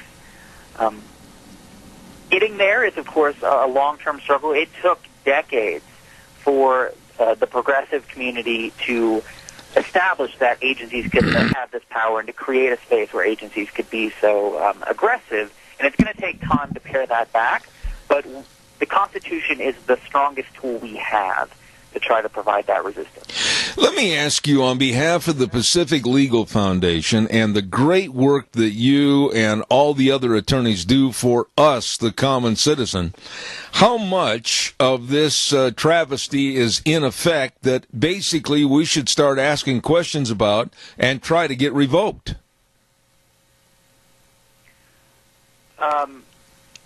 I think it's absolutely critical for people to be paying attention to where the rules that govern them are coming from and to question whether we want unelected, unaccountable bureaucrats to make these decisions. We need to go to Congress and say, look, if you're not willing to reassert yourself and supervise the administrative state, restore lawmaking power to Congress rather than federal agencies, we're going to find someone who's willing to take that power back. Because one of the ironies is that Congress doesn't want this power. The reason why agencies are so powerful is that our elected representatives are more than happy to pass extremely vague laws that direct an agency to work out all the details. So the law will say something like, the agency should do something that's in the public good, without any of the details of how they're supposed to do that, how they're supposed to balance costs and benefits. And then the agency gets to run wild with that power. And the statutes will be stretched to cover things that Congress never could have thought of. And it's because Congress doesn't want to make the tough choices. Well, that's what we elected them for. That's right. And we should hold Congress accountable when they don't do the things that we elected them to do. Let me ask you this, and I'm going to make it in the form of not so much of a question as basically a statement. I'm just going to come right out and say that the environmentalists, with their completely wacky ways and their way overboard wants of what they want this country to be instead of what it should be, I believe they have so much control over these various groups that they are the ones that are getting the favored status over and above the American citizen. Am I wrong or right?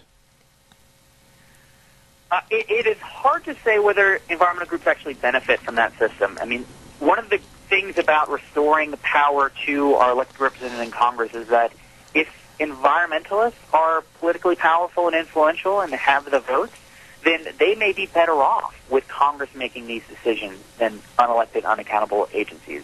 There's a lot of concern right now in the environmental community about what the Trump administration is doing in the agencies that it oversees.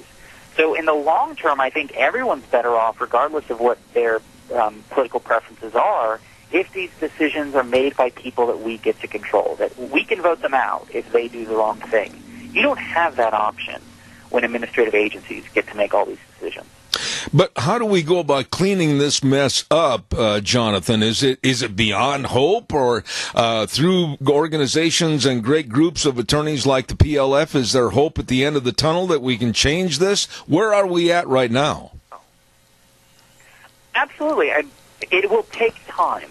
I mean, as I said earlier, it took decades to get to the point where we are now.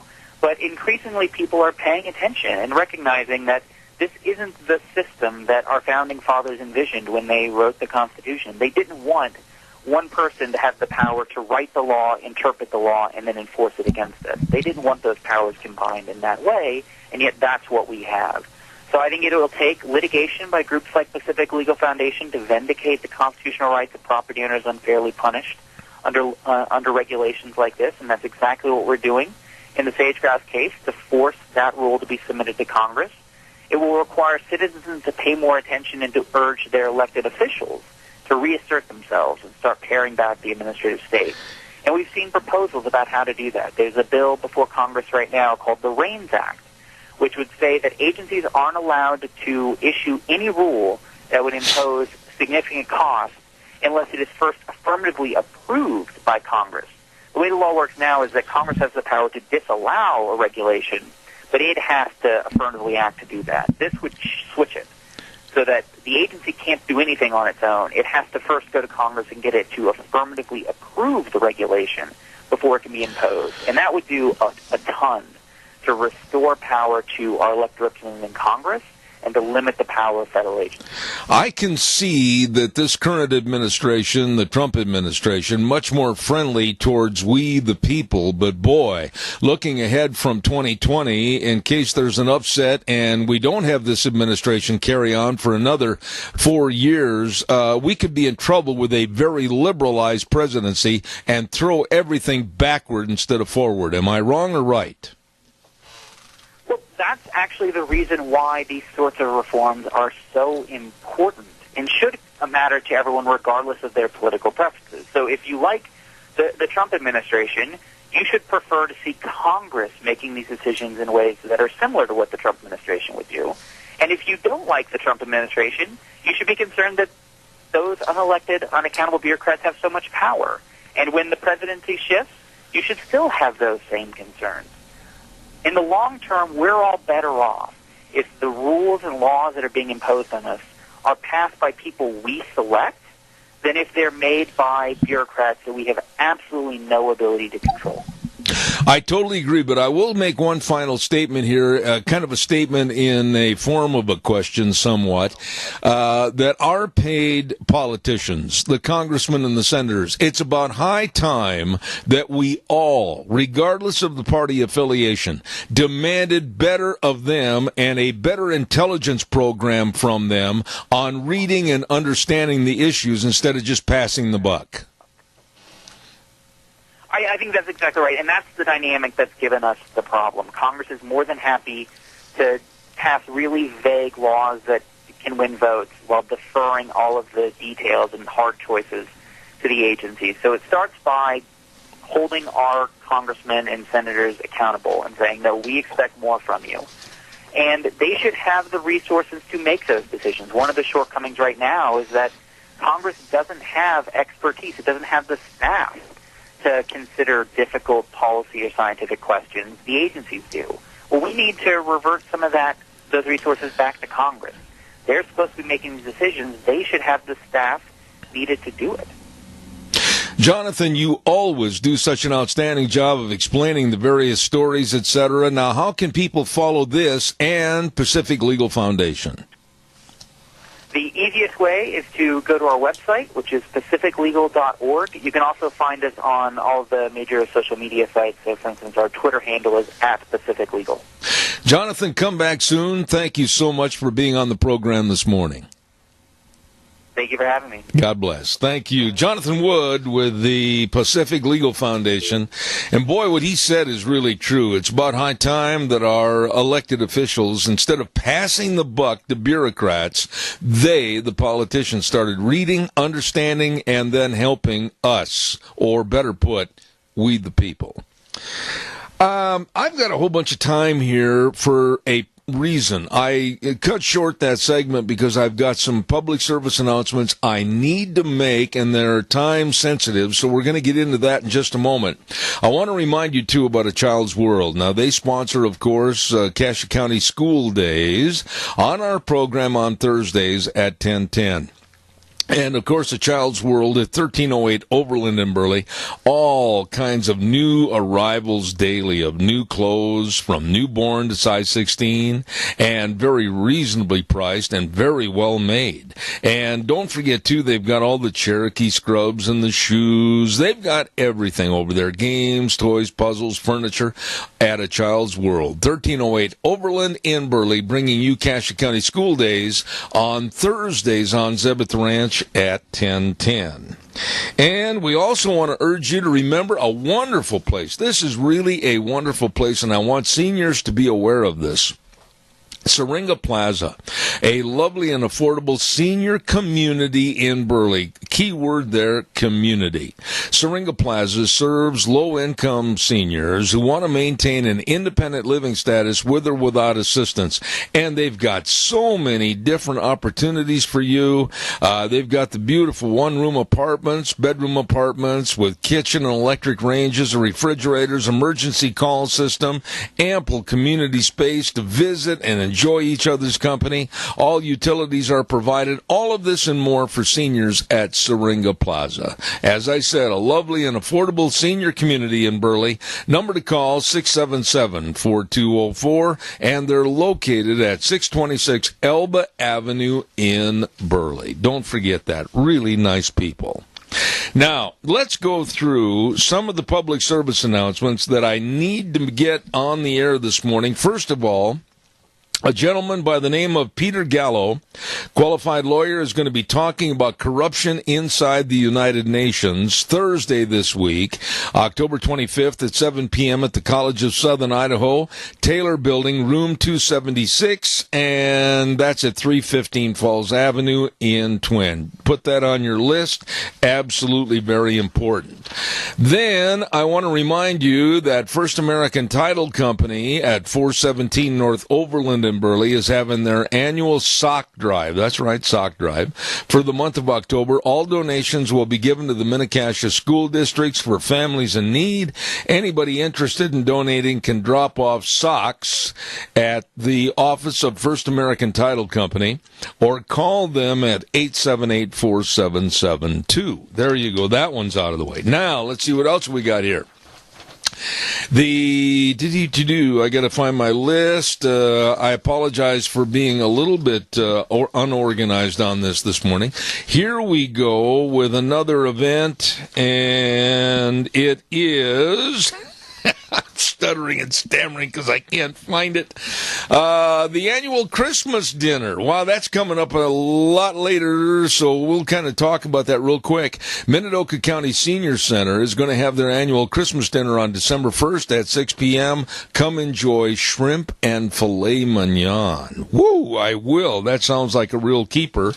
And another note is that the 2018 Republican bus tour for the state candidates will be coming through our area on this Thursday, October 25th. They will be in Rupert at the E Street Deli, east side of the square in Rupert, from 5:30 to 6 p.m., and they urge you to be there to ask the candidates all the questions and demand that you get the answers. So don't forget about that. 2018 Republican bus tour for the state candidates coming through our area on Thursday the 25th in Rupert. Don't you miss that. There. Now we've got all that covered. Some of my many public service announcements. Let's also remind you about... we'll take care of that in a few minutes. I've got time for a couple of quick phone calls, so give me a jingle on the landline. 436-2244, 1-866-927-4587. And I wanted to talk... Did you see the tape that was this weekend of Mitch McConnell and his wife trying to enjoy a little dinner all by themselves at a restaurant in Kentucky, sitting there off in the corner, not bothering anybody, and all of a sudden, some of the liberal loudmouths spotted them and attacked them verbally. Get out of here! We don't want your kind in this restaurant! Get out of here! Leave us alone! Leave politics! Leave the United States! And they sat there and they never said a word.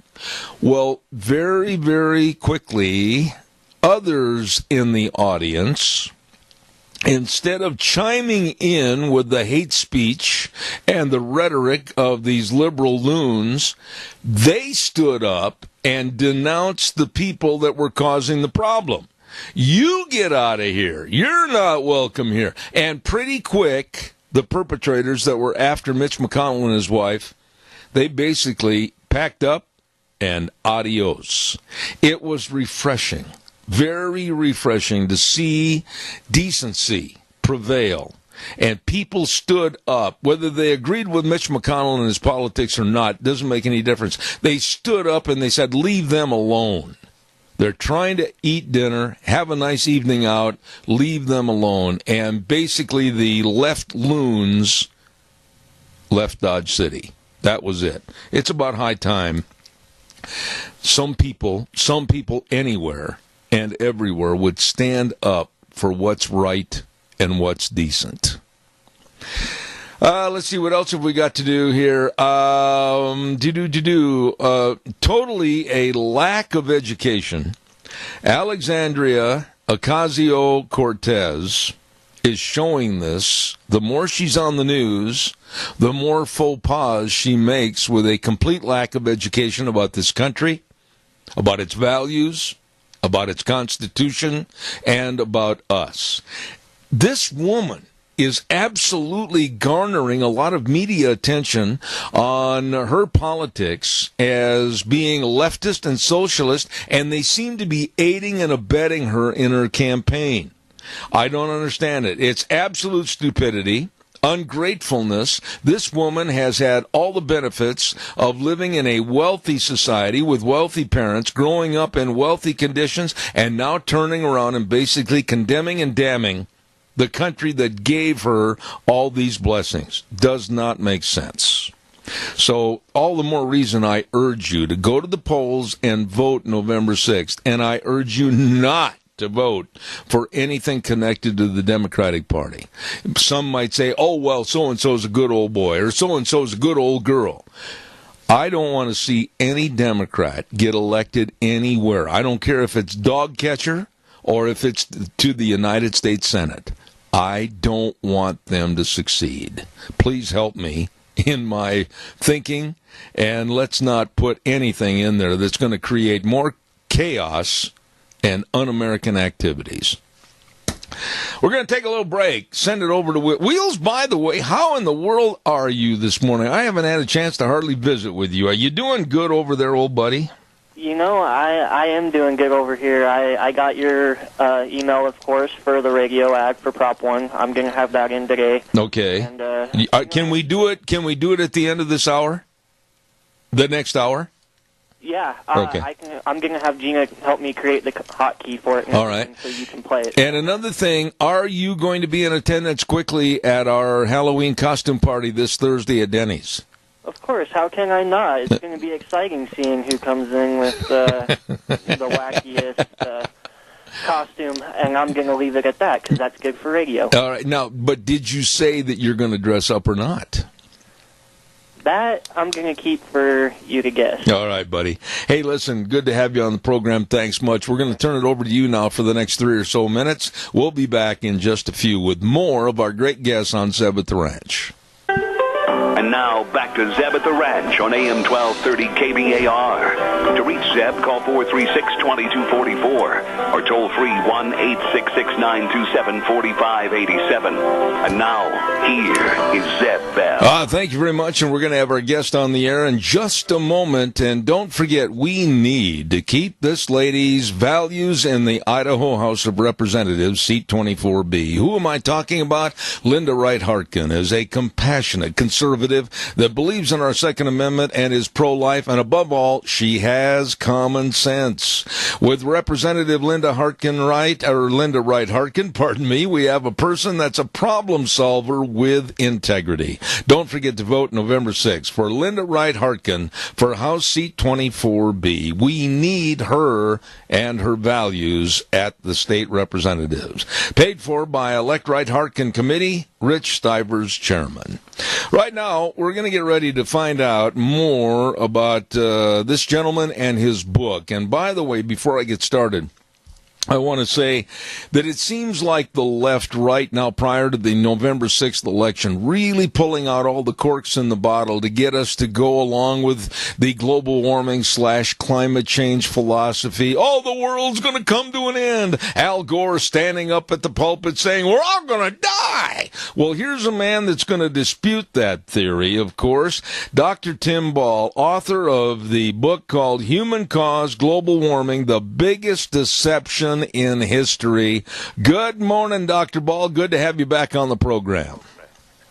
Good, thank you. And you know, we are all going to die, but it ain't going to be from global warming. I appreciate that comment. You know, am I wrong that it seems like over the last month and a half, it's been a full court press, like in basketball, by the global warming / climate change alarmists that are trying to get their point across to get everybody to think they're 100% right. Is this a big concentrated effort more so than before? No question. And the reason is because the public are not listening anymore. And so in order to get the public attention, you got to start doing crazy things, you know. You have a choice when you're pushing a false theory. You can either admit that you're wrong or you can double down. And, of course, they're doubling down on it because, like with Gore, it's been his whole career. He's a professional politician that chose to ride the green horse. And, of course, as the green horse tries to buck him off, he's just going to dig in the heels, and that's what's going on. And, of course, it started with the United Nations producing their latest report. And they did something that they've always done, and that is they produced a summary of their report, which says, oh, yeah, it's 13 years left, it's the end of the world. But when you actually read the science report, which they won't release, by the way, for at least a few months, you read that there's no evidence to support what they're saying at all. This is how they set it up deliberately. And not only that, but they always come out with these summaries for policymakers, as they call them, just a month or two ahead of when the politicians are going to meet. And by politicians, I mean not just American, but the global politicians are going to meet at what's called the Conference of the Parties, where they decide how much money they're going to spend and how much attention they're going to pay to global warming. So in other words, they want to get a scary story out to shake more money out of the politicians. But they also did something very unusual this time. They released a policy statement before the summary for the policymakers, which shows that they're really worried about the fact that the public are not paying any attention anymore. And of course, Al Gore picks up on this, and he's out there with his campaign, and that's what we're facing. And by the way, just to illustrate, the Florence and Michael hurricanes were perfectly normal hurricanes. I think we've discussed this, but they got the forecast of them wrong. Now, did they do damage? Yes, because hurricanes always do damage. And should people be living in different situations in hurricane area? Absolutely. I mean, the trillions of dollars they wasted on climate change could have built a whole electrical infrastructure that could have withstood the hurricanes. But they don't do that. But the people that got those forecasts wrong, over a period of about 72 hours, they got the forecast for both Florence and Michael wrong. That's NOAA, the National Oceanographic Atmospheric Administration. They are the same people that are the major member of the United Nations Intergovernmental Panel on Climate Change that are pushing the climate change falsehood. So you can see this is why all of these things are going on. Dr. Ball, when you look at this, and you're always so forthright with your information on this topic, and that's why I enjoy having you on this program, but when you look at the full court press that I referred to a moment ago, are they afraid that after the elections, if they lose, they're going to fall into total obscurity? Are they setting something up for 2020? What really is their game plan? What do you think? Well, the game plan right now is a desperate one. I mean, when you look at what Trump is doing, whether you like the man or not, you can't argue with success. And, of course, as that lovely man Carville said, it's the economy, stupid. But no, what's going on here is the poll, two of the big polls on a global scale, one done by the United Nations of 10 million people in 8 different countries, and they listed 16 socioeconomic concerns, and climate change was 16th on the list. In other words, it's not a concern for the public anymore in any country in the world. And then when you look at the Pew Center poll, which is an American polling company, somewhat left of center, but they monitor 34 socioeconomic variables that the public are concerned about.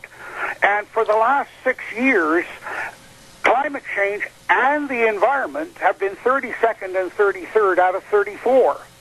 So what's happening is the public say, hey, there's something wrong with this. It's government. I don't know what it is. I can't put my finger on it. I don't understand the science enough to know. But they're doing what Mark Twain advised you to do. If you don't know anything, keep your mouth shut. There are people that will assume you're stupid, but don't open your mouth and prove it. So they're just sitting silently on the side, and of course that's what these people are watching. They're saying, hey, the public are not interested in this anymore. It's not an election issue.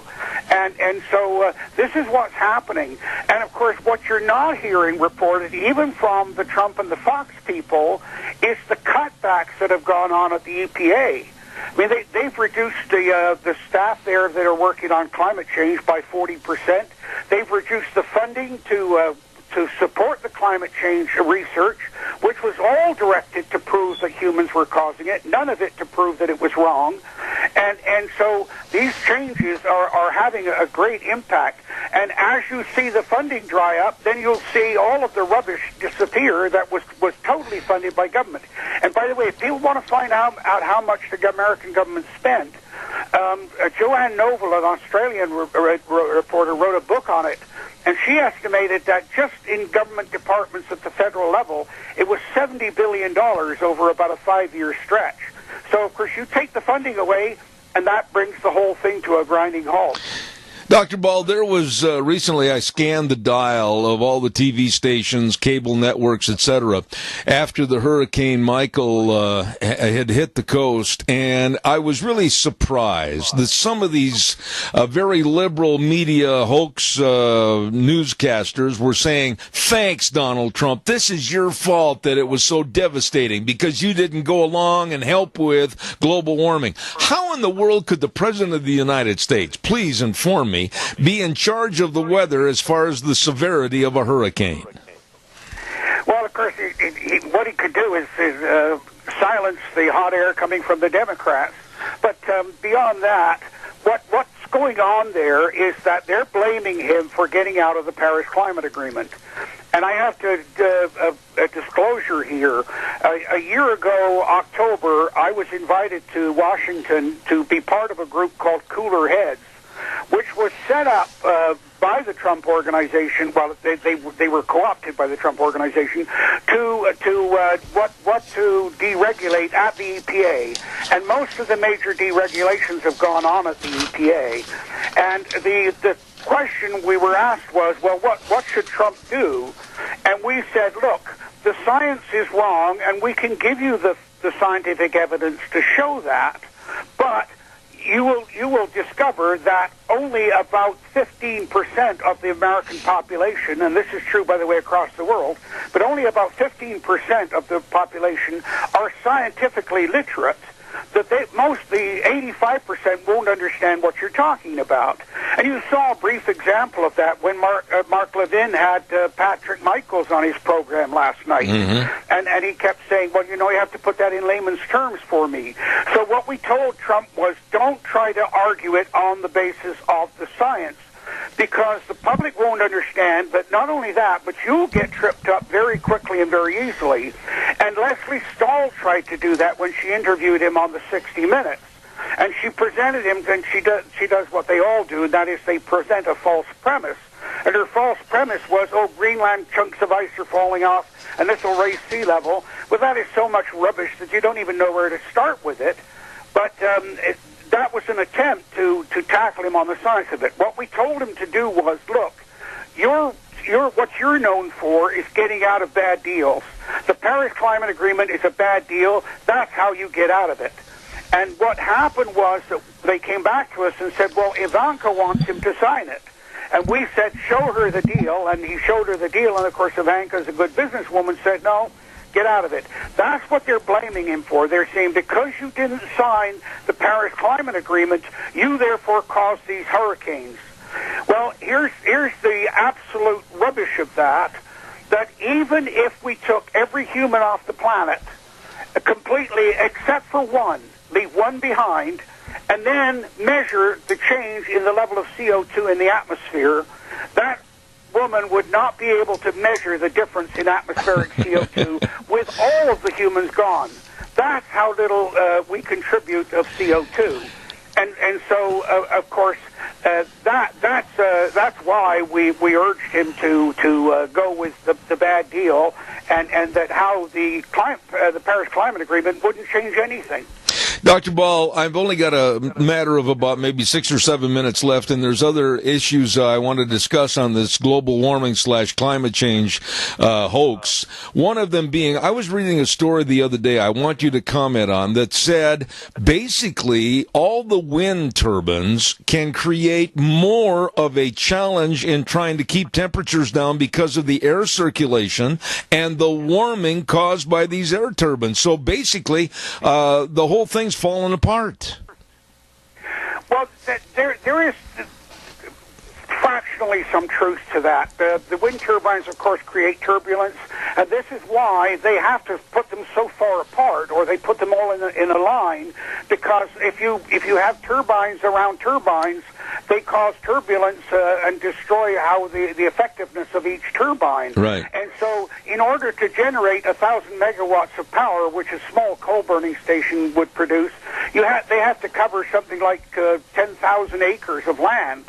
And that's the problem. The bigger problem with the turbines is that they only operate when the wind is blowing, and the country that had the most wind turbines was Denmark, and they found that once they had the wind producing 12% of their energy, if the wind stopped blowing, the system had to pick up the slack. In other words, you had to keep the energy flowing, and if it was over 12%, the demand on the system shut the whole system down. And what people don't know is that when the wind turbines are producing electricity, you still have to have the coal plants running to be able to back up the failure of the wind blowing. It's called spinning generation. So in fact, what you do is you don't change the amount of CO2 that's coming from the fossil fuels at all, and you create these other problems of the wind turbines. Not to mention, by the way, the millions of birds that they're killing. I mean, the German Greenpeace people calculated that the wind turbines in Germany alone were killing 35 million birds, and bats as well. So you see what the problem is with the whole wind turbine. And nobody's ever done a proper cost-to-benefit analysis of the alternate energies. Absolutely. We have a caller with a quick question. I've got 3 minutes left in this segment. Caller, real fast. Go. Well, I would just wanted to bring this up, and he can confirm or deny whatever I'm saying here, but I'm pretty sure I'm right. If I'm not mistaken, we subsidize wind turbines at $52 a kilowatt hour, if I'm not wrong, and then there's 15 to 20,000 broke down turbines across America, and they're not worth fixing, and so nobody cares to fix them because they can't afford to. And I'll hang up. Respond to that caller, please. No, he's absolutely right. Of course, that speaks to my comment about not doing proper cost-benefit analysis of these wind turbines. T. Boone Pickens, the oil billionaire, was going to monopolize the market on wind turbines, and he was going to put a whole string of them down the center of the United States. And then we pointed out that the problems with the wind turbines, but also what flies down the middle of the United States at the same level as the turbines are all the waterfowls migrating, and he killed trillions of them. So he abandoned that scheme. But the caller's absolutely right. But when you look at subsidies, that's the whole problem. I mean, Elon Musk, 82% of his income for his electric cars was government subsidy. Absolutely. Dr. Ball, I am out of time, but I got to ask you if you'll please come back in the near future. I need to have you back on the program, and I want to discuss more about your book, Human-Caused Global Warming, The Biggest Deception in History, written by Dr. Tim Ball. Please come back soon. I'd be glad to come back and answer any questions that anybody has. Unlike Al Gore, I'm not afraid to answer questions. That, oh boy. Thank you, Dr. Ball. Appreciate it. Thank you so much. There is a very knowledgeable gentleman that deals in facts facts, not the fantasy of the loony left and their supposed climate change / global warming. I really enjoy having him on the air. Thank you very much. Wow, we've got to pay some bills here real quick, and the weather forecast is next. Weather brought to you this hour by Scarrows Meats, 331 North Road, Jerome. The telephone number to call, 324-7657, or you can go to their website, www.scarrowsmeats.com. All the delicious meats like the marinated pork ribs and the buckboard bacon and the bratwurst. I love bratwurst. And, of course, all the delicious packages they've got over there of beef, pork, and chicken. All there at Scarrows Meats. You find out more. Call them today at 324-7657. Right now, Gina has the weather. Maybe a few more rain showers expected before noon. After that, partly sunny skies. Here's a look at your weather forecast for Zeb at the Ranch. Yeah, we're looking at about another 20% chance of isolated showers before noon. Hopefully that's going to burn off. We're going to see some sunshine by this afternoon. Expecting a high of 70. Winds out of the east right around 8 miles an hour. Tonight, those rain showers could pick up again. Maybe a few more thunderstorms after midnight. Mostly cloudy skies in the overnight hours. Expecting a low of 44. That could carry over for tomorrow morning. Slight chance of thunderstorms mostly before noon. Mostly cloudy skies with a high of 65. By Tuesday night, partly cloudy skies, expecting a low of 40. Wednesday, back to sunny skies and a high of 65. Clear and 40 for Wednesday night. By Thursday, sunny and 65 and sunny and 66 for Friday.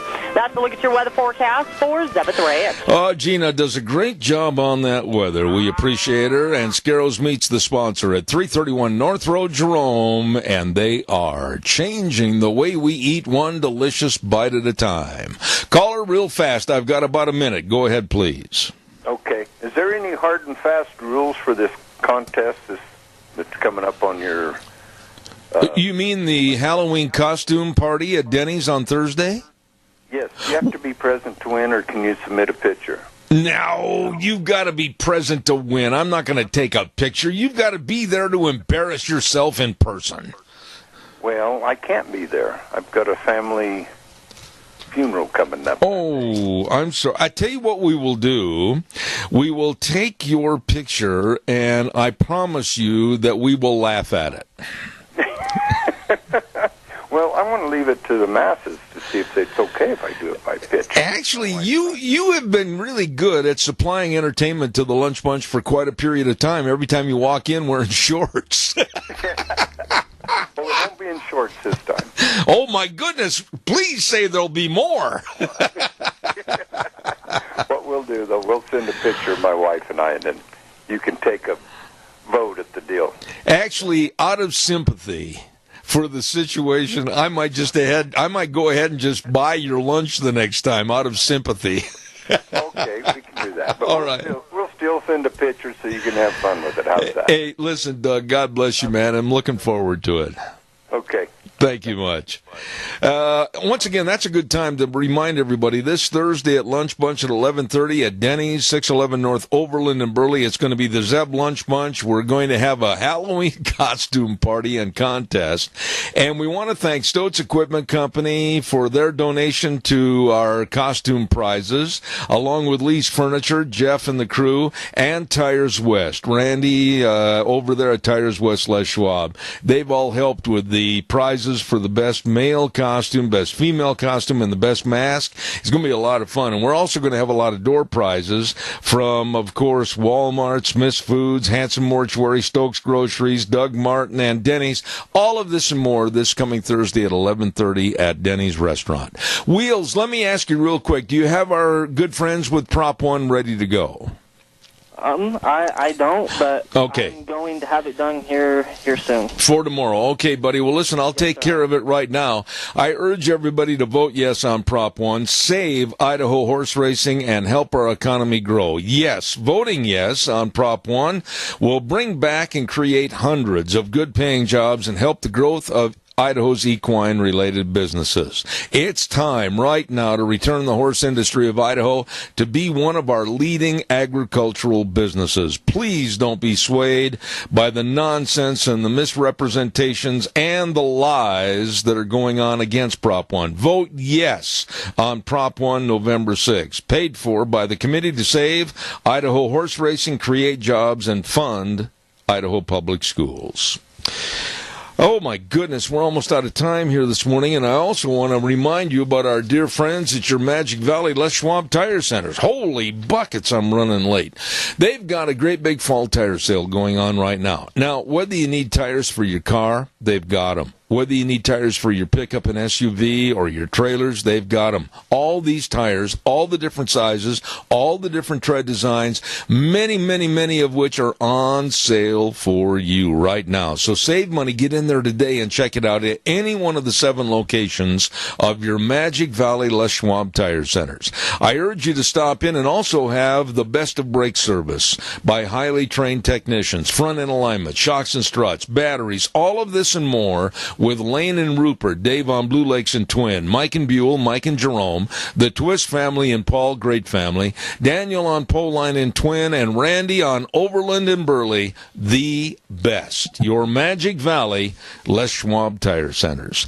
Tomorrow on the program, who have we got? Well, we've got Frosty Woldridge, we've got Stoats Ag Minutes, we've got Dr. History, we've got Dan Perkins. Oh, that's going to be interesting right there at 10:30. Don't miss that. All of that tomorrow. We'll saddle the horse and ride for 3 hours starting at 8:06. Zeb at the Ranch right here on K-Bar, 12:30 a.m., and then streaming live on the internet all over the world on zebbell.com. And remember, the way things were are the way things ought to be. And the world needs more cowboys. See you tomorrow morning at 8:06.